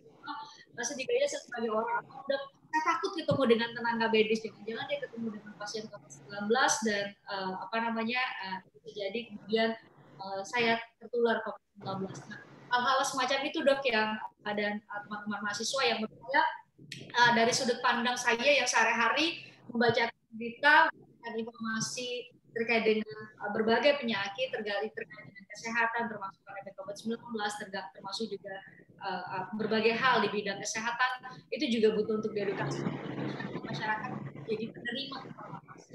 Nah saat ini yang dilakukan paling banyak adalah olahraga virtual. Syukurlah kalau teman-teman lihat, teman-teman mahasiswa saya yakin sering lihat di YouTube itu paling banyak viewersnya nambah nih Dr. Arnold dan juga WK adalah olahraga misalnya high intensity workout yang 15-20 menit. Nah, saya ikut tuh Ila. Jadi berbekal dengan gadget nih, laptop yang ada di depan, saya pulang ke rumah, saya buka itu, mungkin hanya karena kayaknya 10-20 menit ya olahraga, gampang lah bisa. Saya workout, setidak-tidaknya itu. Tapi waktu itu jauh sekali dibanding dengan jauh sebelum pandemi, saya masih salah itu. Tapi ada hal yang saya syukuri, Ila dan juga teman-teman, karena saat ini saya katakan tadi di awal bulan pandemi saya nggak mau masak, tapi lama-kelamaan akhirnya bisa buka YouTube, saya lihat ada menu-menu yang ternyata bisa secara sederhana masak. Oke, good. Mengandung banyak gizi, makanan sehat lah kategorinya yang bisa saya buat dan saya pertama saya ternyata bisa juga ya saya ganti dengan bumbu jamur dan sebagainya. Nah, rasa-rasanya mungkin para karyawan, teman-teman mahasiswa yang saat ini punya waktu di rumah dan punya waktu setidaknya untuk datang ke dapur sedikit, kalau mungkin yang punya ART bisa bilang tolong dong bumbunya diganti, mungkin Dokter Arnold nanti bisa kasih masukan, bumbunya diganti dong, nggak yang lebih sehat, bisa nggak dibanyakin sayurnya, bisa nggak dibanyakin, jadi kita bisa request tanpa harus paksa untuk makan makanan enak dengan definisi umum ketika kita hanya makan di luar di restoran dan sebagainya. Itu sih banyak yang berubahnya ya, lebih banyak di rumah. Tadi saya bilang olahraganya, tapi syukurlah itu lebih secara pelan-pelan akan ditambah intensitas olahraga. Tapi ini bagian dari penyesuaian untuk tetap sehat. Bisa sampai ini olahraga dan gaya hidup itu sangat-sangat penting untuk bisa mencegah banyak penyakit termasuk juga stroke yang kebayang kalau dengan profesi saya Ila, kalau saya kena stroke saya biasa harus jalan kemana ketemu menteri siapa, termasuk juga Bu WK atau ada kegiatan di mana. Saat ini hari-hari ini teman-teman lihat ada kejadian Jaya Air, hari ini saudara-saudara kita di Sulawesi ini dan di beberapa provinsi di kena gempa, gimana tuh aktivitas para jemaah sudah pulang dan kalau kami menerapkan gaya hidup sehat kayaknya tumbang juga nanti, bahkan mungkin bisa sangat dalam titik ekstrim bisa terkena penyakit termasuk penyakit yang berat seperti stroke. Gitu Ila. Oke, baik Mbak Pristian Grik yang setelah memaparkan pengalamannya yang begitu luar biasa ya teman-teman, sangat terinspirasi juga saya sendiri gitu ya. Jadi kita sesibuk apapun kita, jadi kita harus tetap mementingkan kesehatan tubuh kita ya, supaya karena kesehatan itu nomor satu ya Mbak Pristian. Jadi kalau kita sehat kita bisa melakukan aktivitas apapun seperti itu. Dan tadi mengenai aktivitas fisik nih Mbak Pristian, kita kan kebanyakan di sini mahasiswa dan ada juga sih masyarakat yang bekerja di kantor. Nah, gimana sih caranya kita meningkatkan komitmen? Jadi supaya kita tuh rutin berolahraga. Nah, ini dia paling berat. Komitmen itu adalah hal yang paling sulit rasa-rasanya selalu menepati janji atau tepat waktu kalau bagi sebagian orang. Komitmen kalau saya ya Ila, karena ada kewajiban, bukan hanya kewajiban, tapi keharusan karena saya kerja di televisi, karena saya broadcast jurnalis, jadi yang menjadi salah satu syarat adalah tampil atau punya berat badan yang proporsional. Jadi boleh lebih berat badannya, nggak boleh juga secara. Tapi saya harus menjelaskan juga bahwa bukan tampil di TV harus kurus ya, itu karena kenapa di TV itu harus tampil secara proporsional, harapannya idealnya adalah supaya Bapak Ibu, adik-adik semua kalau nonton TV, spesifik misalnya televisi berita atau berita, tidak akan salah fokus dengan kok presenter berlebih berat badannya atau kok presenternya baru bangun tidur sih kayak baru bangun tidur semuanya. Nah itulah alasannya. Nah, saya tuntutan untuk tidak hanya punya berat badan harus seterusnya ideal, terus harus juga seger di depan layar karena kamera bisa bohong. Jadi kalau saya tidur, makanan saya ada makan ya, akan sangat terlihat di layar kalau saya sangat capek, apalagi bisa berjam-jam ada di layar atau siaran. Jadi komitmen itu harus dibuat atau harus tumbuh dari diri sendiri. Kalau saya lihat di sini beragam sekali, ada Bapak Ibu dari latar belakang yang berbeda, usia juga. Rasa-rasanya kalau orang tua saya banyak karena bertanya dan belajar, harus banyak belajar dari banyak orang. Jadi mereka cerita kalau sudah usia di atas 30-40 itu, kalau ibu-ibu cerita, Fris, saya minum air putih aja nih bisa jadi lemah istilahnya. Bagi Bapak mungkin sudah kesulitan soal bernafas atau kalau diajak jalan jauh udah nggak terlalu kuat, nggak lebih kuat dibanding 10 tahun lebih muda di saat usianya 10 tahun lebih muda. Jadi bagi saya satu kewajiban karena memang harus untuk menjaga kebugaran termasuk juga berat badan. Terus yang kedua, karena saya ketemu banyak orang, jadi saya dapat gambaran kalau umur 40 itu kalau bakal ini kalau saya olahraga sekarang.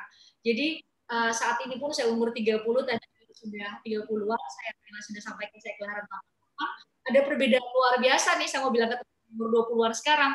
Dulu umur 25, 23 ya saya bisa pergi kemana-mana tanpa merasa sangat capek. Besok saya bangun, saya dengan kegiatan. Tapi umur 30 ternyata ada banyak hal yang harus berubah. Saat ini saya butuh waktu istirahat yang lebih panjang. Ternyata rasa capek itu datang jauh lebih mudah. Rasa-rasanya berarti nanti Dr. Arnold yang mungkin bisa cerita apa pola kita, perilaku kita di 10 tahun pertama itu akan kemudian menentukan yang terjadi di 10 tahun berikutnya. Yang 10 tahun yang kita lakukan hari ini, 10 tahun berikutnya akan menentukan bagaimana kita. Jadi itu sih Ila yang saya ingat, saya nggak mau punya tua udah sakit-sakitan, terutama yang paling saya takutkan adalah berat badan saya jangan itu Ila. Ya baik Mbak Pristian. Mengenai komitmen memang sangat sulit sekali dijalankan ya. Bahkan saya sendiri juga kadang seminggu 2 kali olahraga, nanti minggu depannya loss, kayak seperti itu. Tapi kita semua wajib ya untuk mencoba untuk komitmen dalam aktivitas fisik, karena yang tadi Mbak Pristian bilang 10 tahun yang kita lakukan sekarang akan berdampak pada 10 tahun yang kita dapatkan di kemudian hari, seperti itu. Nah, kemudian nih Mbak Pristian, tadi kan kita sudah berbicara tentang aktivitas fisik dan salah satu faktor resiko dari stroke itu adalah yang bisa diubah, yang berbentuknya modifiable itu adalah gaya hidup, kemudian obesitas, kemudian tekanan darah. Kira-kira bagaimana sih tipsnya? Sebenarnya ada teman aku nih yang tanya, kan kalau Mbak Christian itu kan memang ada kewajiban untuk menjaga berat badan tubuh. Nah, kalau kita kan sebagai mahasiswa, bagaimana kita aktivitas fisik supaya kita sehat seperti itu. Nah, gimana sih tipsnya untuk menjaga berat badan tubuh yang ideal seperti itu? Supaya kita terhindar juga dari faktor resiko stroke seperti itu. Karena tidak dimungkinkan juga anak-anak muda bisa terserang stroke seperti itu. Kayak kalau masuk mahasiswa tuh memang saya juga pernah jadi mahasiswa dan punya teman-teman yang beragam latar belakang. Rasanya sulit ya emang kalau apalagi kalau teman ngekos. Cuma sekarang masa ke rumah ya, lagi ada di rumah. Masih ingat pulang ke rumah itu adalah perbaikan gizi. Karena kalau lagi di kosan atau di kos-kos gitu ya, bahkan atau seadanya yang dikirim keluarga kalau memang cukup uang kiriman dari keluarga. Nah, soal gizi rasa-rasanya teman-teman sekarang udah mudah banget ya. Teman-teman bisa lihat di media sosial, saya sangat bagi industri televisi saya sangat terkagum-kagum dengan banyak informasi yang dibuat sedemikian rupa di banyak platform, di banyak media sosial. Ternyata buat saya itu mudah. Misalkan beberapa menu dari telur, misalnya telur itu kan murah ya. Misalnya saya juga YouTube dan mati itu ternyata banyak banget menu-menu yang bisa dibuat beragam menu-menu yang terbuat dari telur. Atau sayuran ini ternyata bisa dibuat menu yang beragam, satu jenis sayuran. Jadi rasa-rasanya agak lebih memudahkan bagi kita semua di era informasi sedemikian banyak ada di internet. Kita bisa dapat sumber informasi termasuk juga soal makanan. Nah, mungkin yang paling harus kita jaga adalah balik lagi ke komitmen ya Ila. Kalau saya yakin di tengah kondisi apapun, kalau teman-teman sudah bisa berkomitmen untuk bisa tetap menjaga kesehatan, mulai dari makanan. Kalau saya sih lebih kerasanya paling banyak makanan ya yang paling bisa berpengaruh pada kesehatan, kemudian bisa membagi waktu untuk olahraga atau beraktivitas fisik, itu balik lagi ke komitmen masing-masing. Tapi ada satu hal yang mau saya sampaikan, saya dokter, luar biasa perkembangan di industri digital. Ada Halodoc hari-hari ini, ada Halodoc dan berbagai sehatku ya, ada berbagai aplikasi yang memudahkan kita semua. Sebelum datang fisik ke dokter udah bisa nanya dan konsultasi banyak dokter di berbagai aplikasi tersebut. Itu juga sangat-sangat membantu. Tapi satu hal juga, saya mengamati di media sosial, Bapak Ibu, banyak banget, mungkin Ila juga sering buka, menurunkan berat, ini clickbait banget, hanya supaya orang klik dan bisa baca. Padahal sebenarnya nggak benar informasinya. Kita tanya dulu ke Pak Dok. Menurunkan berat badan, cobalah menu ini mampu menurunkan berat badan 10 kg dalam seminggu. Waduh, itu juga beredar. Jadi maksud saya mungkin jadi kewajiban kita semua, termasuk mungkin Fakultas Ilmu Kesehatan Masyarakat, untuk bisa berkontribusi mengisi ruang-ruang kita dengan informasi yang tepat. Diskusi-diskusi seperti ini, teman-teman mahasiswa bisa sharing. Ya, tadi ada materi luar biasa Dr. Arnold dibuat dalam bentuk dalam bentuk konten, upload ke berbagai media sosial. Saya khawatir banget nih, informasi yang beredar terus. Mungkin ada kesalahan Ila, ada kesalahan. Jadi nggak kalau dulu sempat ada kesalahan, misalnya obat korban, kemudian belakangan baru diperbaiki.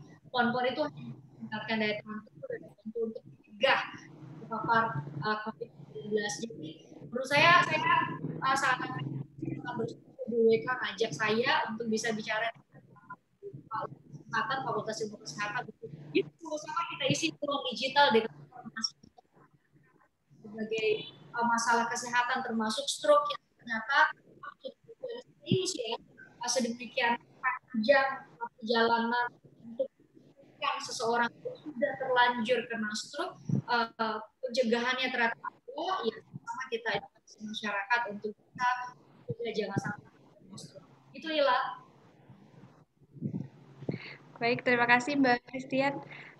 Terakhir nih Mbak, jadi kita sebenarnya ada after video setelah seminar ini. Jadi kita mengharapkan pesan kesehatan dari Mbak Christian sekitaran 1 menit, boleh? Oke, boleh. Silakan. Kesehatannya buat semua secara umum ya, tidak hanya spesifik soal stroke ya, atau gimana? Boleh Pak. Boleh Mbak. Oke. Halo, saya Christian Grich, jurnalis Kompas TV. Kita sama-sama menghadapi masalah bersama, semua orang, apapun latar belakangnya, menghadapi masalah kesehatan. Anda punya uang, kesehatan adalah sesuatu yang tidak bisa.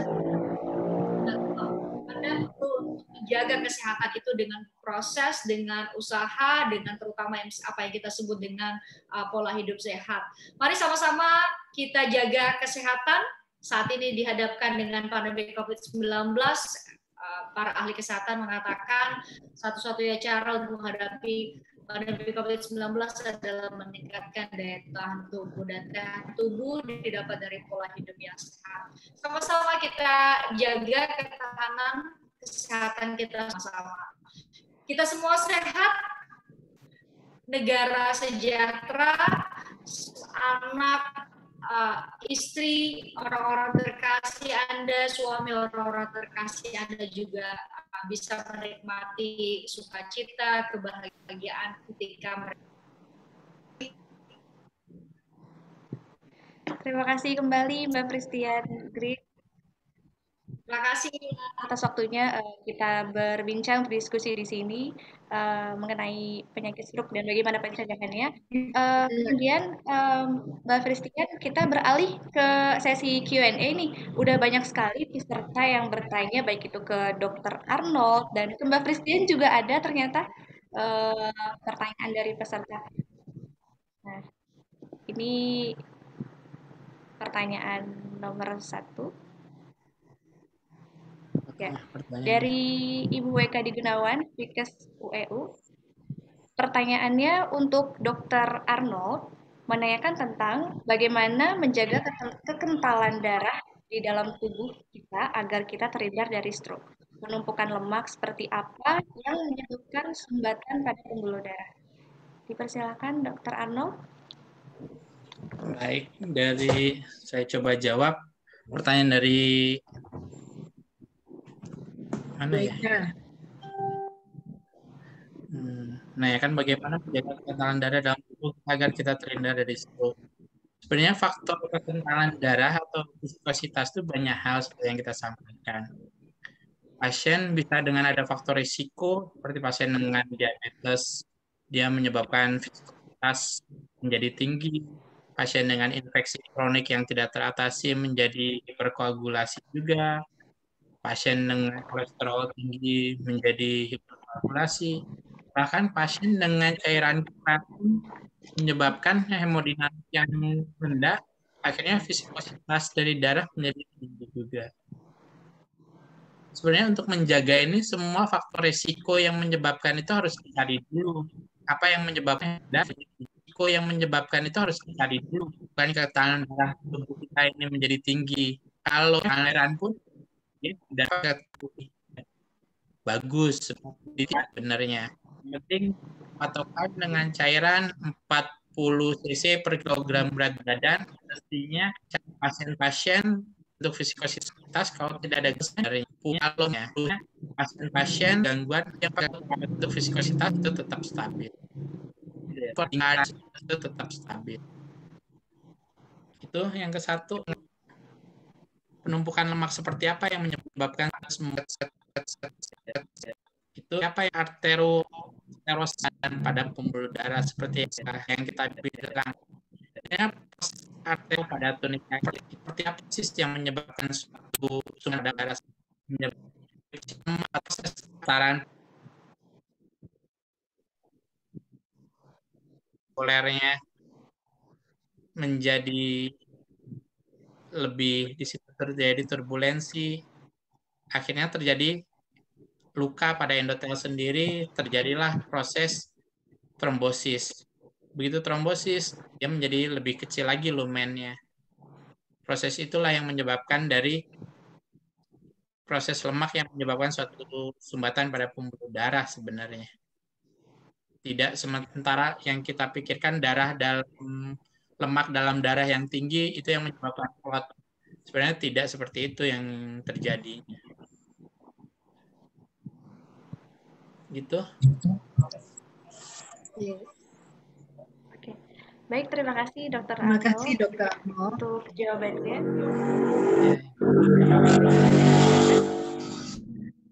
Terima kasih Dr. Arnold. Ya. Ya, baik. Mungkin panitia bisa berlanjut ke pertanyaan selanjutnya. Pertanyaan selanjutnya yaitu dari Lisa Dwismar Putri dari Stikes Hang Tuah Pekanbaru. Siang dok, saya mau tanya soal keluhan yang dialami ibu saya. Emang ibu saya memiliki gangguan tekanan darah tinggi, tapi ibu saya bilang kalau dia tidak merasakan pusing, cuma kakinya lemas dan susah untuk digerakkan. Apakah ini salah satu gejala stroke dok? Atau ada gejala stroke lain yang bisa terjadi? Terima kasih dok. Ya, seperti yang kita sampaikan bahwa suatu gejala stroke mesti dia ada kelainan dari motoriknya dan satu sisi. Tapi kalau hanya kaki saja, dia bisa banyak hal sebenarnya. Apakah karena perjalanan dari saraf pusat mulai dari otak turun ke dalam medula spinalis. Medula spinalis yang servikal mempersarapi daerah untuk tangan, masuk lagi turun ke torakal ke bagian dada depan, begitu lumbal, masuk lagi itu ke daerah tungkai. Mesti dicari dulu sebenarnya apakah ini suatu suatu gejala suatu stroke kah untuk yang tungkainya saja, atau ada kelainan dari medula spinalisnya atau dari saraf dari lumbosakralnya itu yang menyebabkan kakinya lebih lemas. Meskipun ada faktor resiko hipertensi, alangkah baiknya kalau saran saya sih untuk pemeriksaan lanjutan adalah dibawa ke rumah sakit untuk memastikan ini suatu stroke atau bukan. Seperti yang kita sampaikan, gejala bisa saja dia seperti suatu stroke, tapi untuk pastinya golden standard untuk pemeriksaan diagnosis suatu stroke adalah minimal CT scan. Gejala stroke yang lain bisa, yang seperti yang kita bilang, ada bicara menjadi pelo dan kelemahan untuk nervus kranial yang satu sisi, atau bisa kontralateral, tergantung dari pembuluh darah mana yang terkena, apakah dia sistem karotis atau vertebrobasiler. Gitu. Ya, baik. Itu. Ya, baik Dr. Arnold. Berarti kenali gejala stroke melalui FAST yang tadi ya, Dokter ya. Nah, Perdosi udah bikin kriterianya dengan FAST. Face, arm, speed, sama timingnya untuk segera timing. Ya, siap. Ya. Terima kasih Dr. Arnold, terima kasih Risa Dwismar, semoga jawabannya memuaskan. Selanjutnya kita ke pertanyaan selanjutnya. Dari Manda Ananda Nabilah, Fikes UEU. Izin bertanya, Dok. Apa mendapatkan kabar buruk dan diagnosa sakit stroke? Kaitannya apa ya, Dok? Seperti yang kita sampaikan, bahwa dengan ada suatu stresor, biasanya tubuh mempunyai mekanisme untuk kompensasi. Begitu ada kabar atau berita yang tidak menyenangkan, kadang bisa menaikkan suatu tensi, itu ada suatu stresor, gula pun menjadi bisa tinggi, yang otomatis mungkin secara tidak langsung menyebabkan suatu stroke, tapi dengan adanya faktor risiko hipertensi sebelumnya atau ada diabetes yang menjadi tinggi kadar gulanya, setiap ada stresor pasti ada mekanisme tubuh untuk mengkompensasinya. Termasuk berita kabar buruk bisa saja dengan hampir orang awam dengan kaitan dengan hipertensi yang menjadi tensi menjadi naik. Sebenarnya kadang ada kabar buruk pun merubah irama jantung. Hal yang sama seperti kita mau ada acara tertentu gitu, irama jantung jadi lebih takikardi, palpitasi, tensi menjadi naik karena efek dari adrenalin, noradrenalin, fight or flight. Seperti kita ketakutan, adrenalin kita bekerja, tensi menjadi lebih naik, jantung lebih naik, itu merubah. Hal yang sama juga untuk kabar-kabar seperti ini. Tergantung tiap manusia mempunyai kompensasinya, apakah dia bisa atasi atau tidak. Gitu ya. Ya, terima kasih Dr. Arnold. Semoga jawaban dari pertanyaan Manda Ananda Nabila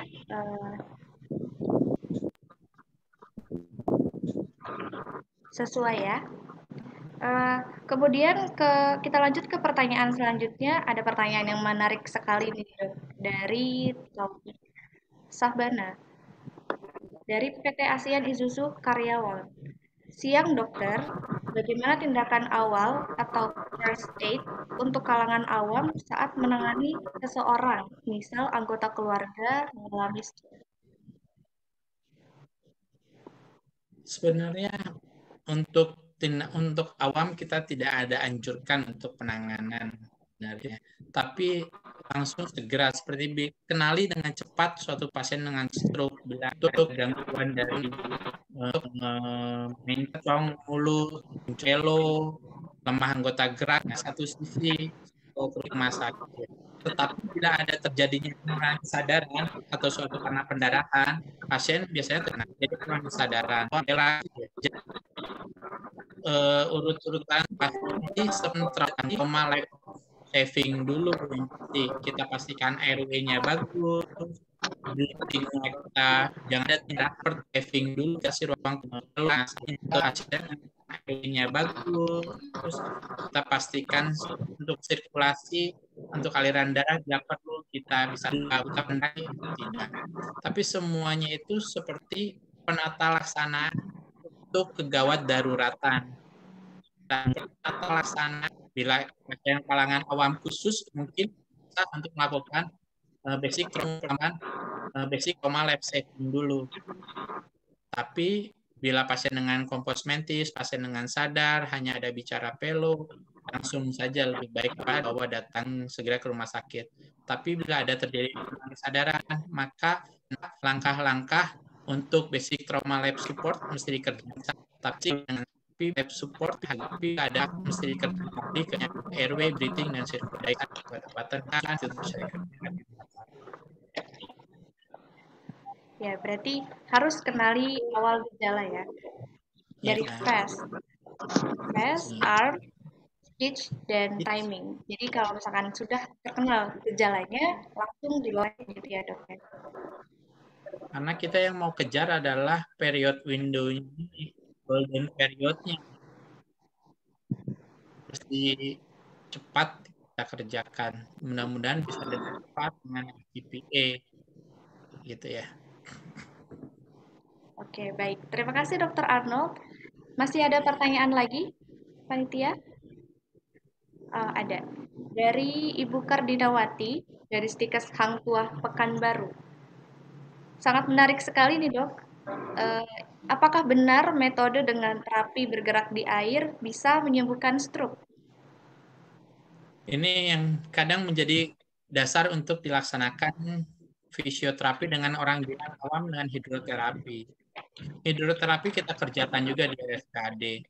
Pasien dengan ada kelemahan parese atau kelemahan anggota gerak, kita sarankan untuk hidroterapi. Pertama, dia untuk berat beban gravitasinya tidak terlalu tinggi, sehingga pasien bisa untuk melatih berdiri atau bahkan berjalan di dalam air. Tapi intinya dia bukan untuk pemulihan primer seperti yang kita sampaikan. Ini adalah pemulihan sekunder dengan rehabilitasi medik yang mengerjakannya. Diharapkan dengan karena alat bergerak itu harus bergerak. Kalau tidak bergerak dia akan menjadi spastis, menjadi kontraktur, otot-otot makin mengecil. Makanya pasien dengan stroke selalu kita jangan sampai putus untuk rehabilitasi medik. Ya dengan air otomatis beban pun menjadi lebih ringan bila di dalam air beban gravitasinya. Makanya ada beberapa yang berat, hemiplegia berat atau hemiparese berat, biasanya kita anjurkan untuk hidroterapi. Tapi bukan menyembuhkan, tapi dia dengan seiring perbaikan, dengan stimulasi, pemulihan bisa lebih baik.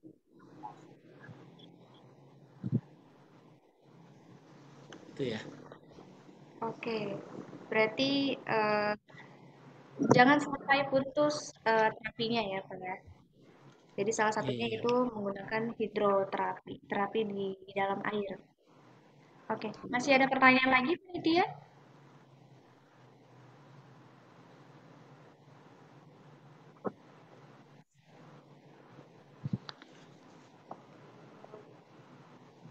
Pertanyaan ada di kolom chat tadi ya, Ila. Oh iya, baik. Sangat banyak sekali ternyata masih muncul juga pertanyaan-pertanyaan dari peserta. Di sini saya melihat ada pertanyaan untuk Mbak Fristian Grik. Mbak Fristian Grik masih hadir? Ila. Ya, ini ada satu pertanyaan untuk Mbak nih.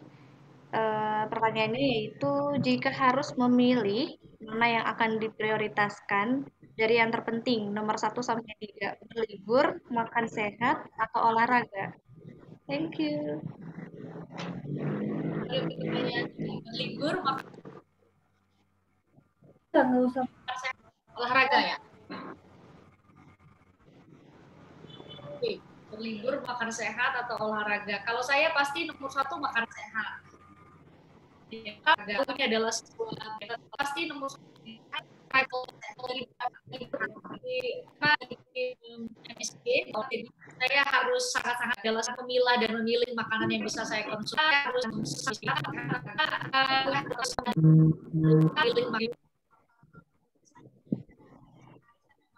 membatasi untuk tidak makan makanan yang MSG, terus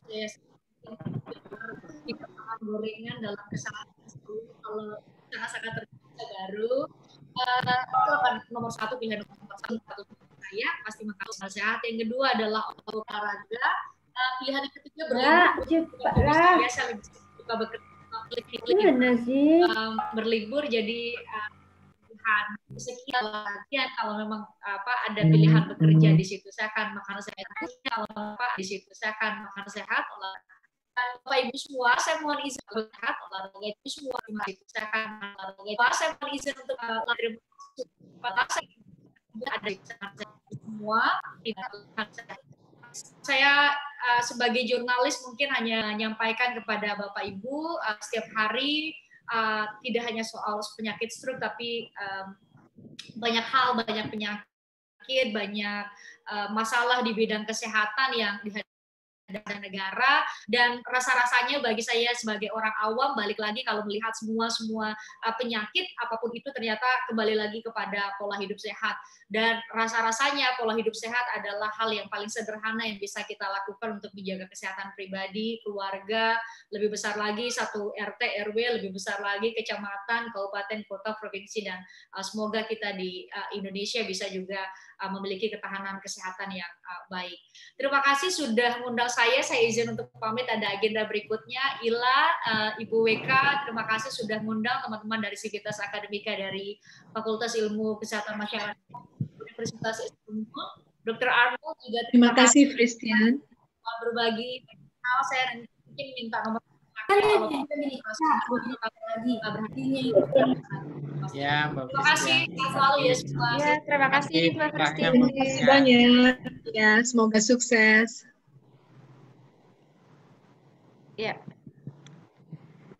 Baik, itulah pemaparan dari jawaban dari pertanyaan teman-teman yang bertanya dengan Mbak Christine. Kemudian masih boleh satu pertanyaan lagi, dokter? Boleh. Boleh, nggak apa-apa. Okay. Ya, satu pertanyaan lagi dari Rifka. Izin bertanya, Dok. Ini pengalaman saya sendiri.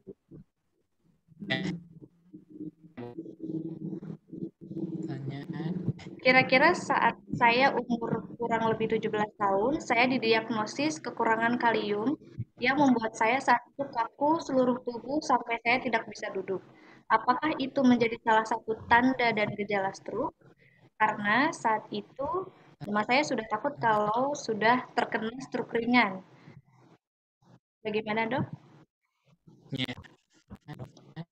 Itu biasanya hipokalemia.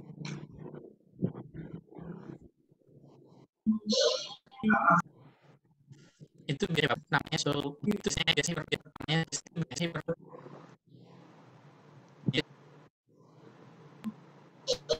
itu yang ini namanya yang namanya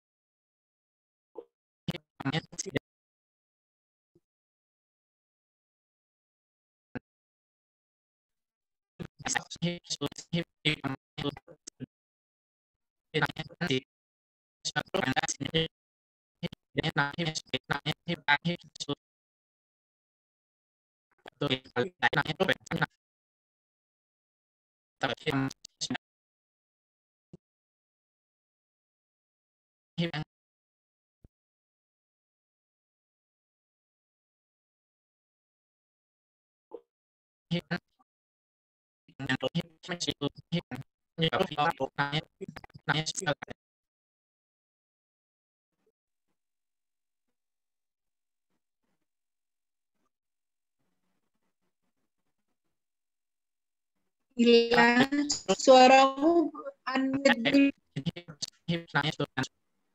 Ila, suaramu unmute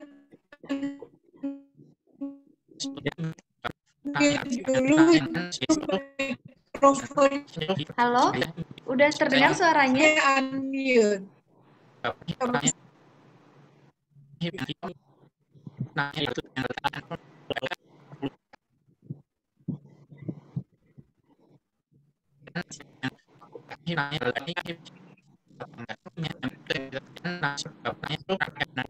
Oke.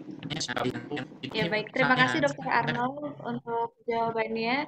Itu adalah pertanyaan terakhir dari sesi Q&A pada seminar hari ini. Sebenarnya masih banyak sekali pertanyaan-pertanyaan yang dilontarkan para peserta kepada kedua narasumber kita. Sekitar ada 8 sampai 10 pertanyaan lagi, namun waktu sudah menunjukkan telah selesainya sesi diskusi Q&A pada hari ini seperti itu. Terima kasih Dr. Arnold telah menyempatkan waktunya untuk hadir menjadi narasumber di seminar chapter 2 mengenai penyakit stroke hari ini yang telah memberikan wawasan serta pengetahuan yang sangat bermanfaat bagi kita semua. Terima kasih Dr. Arnold. Mungkin kita bisa berikan applause dulu teman-teman. Terima kasih Bu.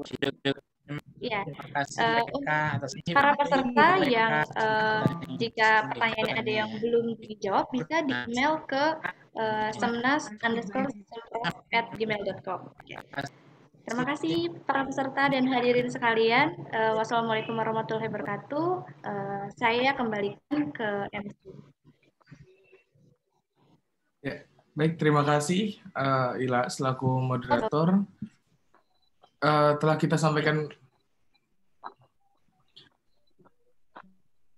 telah kita dengarkan bersama tentang stroke itu sendiri apa, lalu juga bagaimana cara menjaga pola hidup sehat dari Mbak Fristian Kriek selaku jurnalis di Kompas TV. Baik, dengan demikian telah sampai sebelumnya sebelum kita akhiri di acara pada hari ini, untuk para peserta dimohon untuk bisa menyalakan kameranya untuk sesi foto bersama. Ini untuk para peserta ada di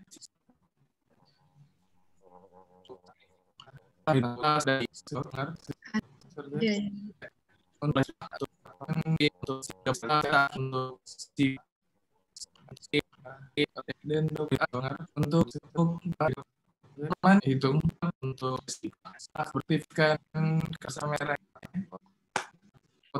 untuk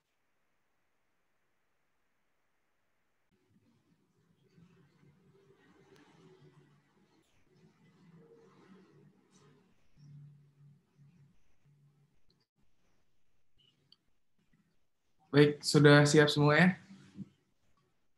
Baik, saya hitung. 1, 2, 3. Ya, lagi. 1, 2, 3. Ya, lagi. 1, 2, 3. Lagi. Boleh 1, 2, 3. Ya, boleh bergaya. 1, 2, 3. Ya, terakhir. 1, 2, 3.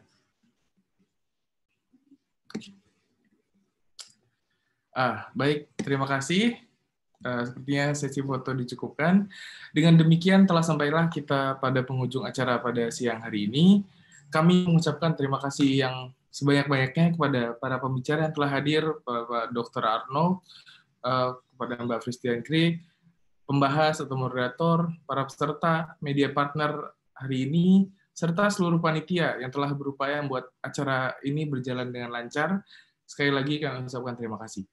Dan juga tidak lupa, saya kembali mengingatkan kepada seluruh peserta untuk mengisi link absensi yang telah disediakan di room chat. Dan juga untuk sertifikat sendiri akan dikirimkan pada peserta maksimal H+14 acara seminar pada siang hari ini. Baiklah, akhir kata saya Afan Amidah Kabradi selaku MC meminta maaf apabila ada kesalahan kata atau perbuatan selama memandu acara pada siang hari ini. Akhir kata, terima kasih. Wabillahi taufiq wal hidayah. Wassalamualaikum warahmatullahi wabarakatuh. Waalaikumsalam warahmatullahi wabarakatuh. Waalaikumsalam warahmatullahi wabarakatuh. Terima kasih, selamat izin. Terima kasih Terima kasih Dr. Pak Arno. Arno. Terima kasih Bu Eka. Semuanya. Terima kasih Afan. Terima kasih semua peserta. Tinggal ya, pamit Bu Eka. Ya, Pak. Terima kasih, Pak.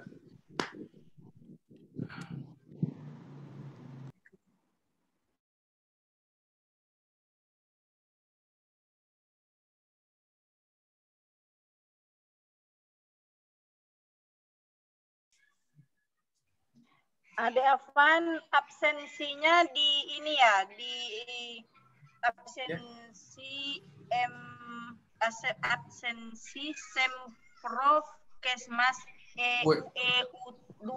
UEU 2 atau UEU aja? UEU 2, iya. Itu linknya sudah dikirimkan lagi kok. Iya. Sekali aja cukup kan? Iya, sekali. Iya, sekali aja.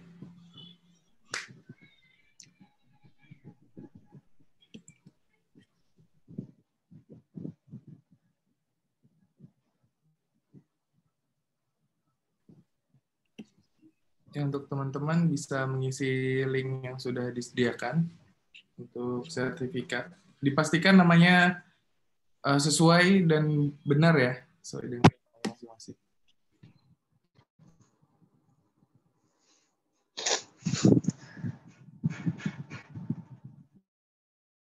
Udah boleh keluar nih kan? Iya, boleh Ibu. Ya, terima kasih Ibu.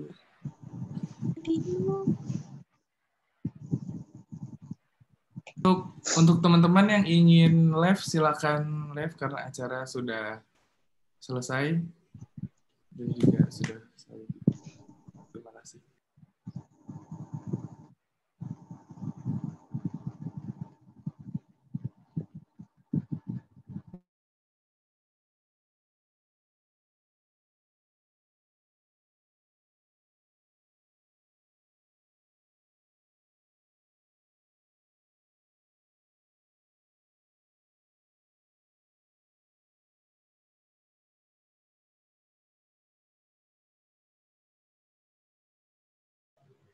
Iya.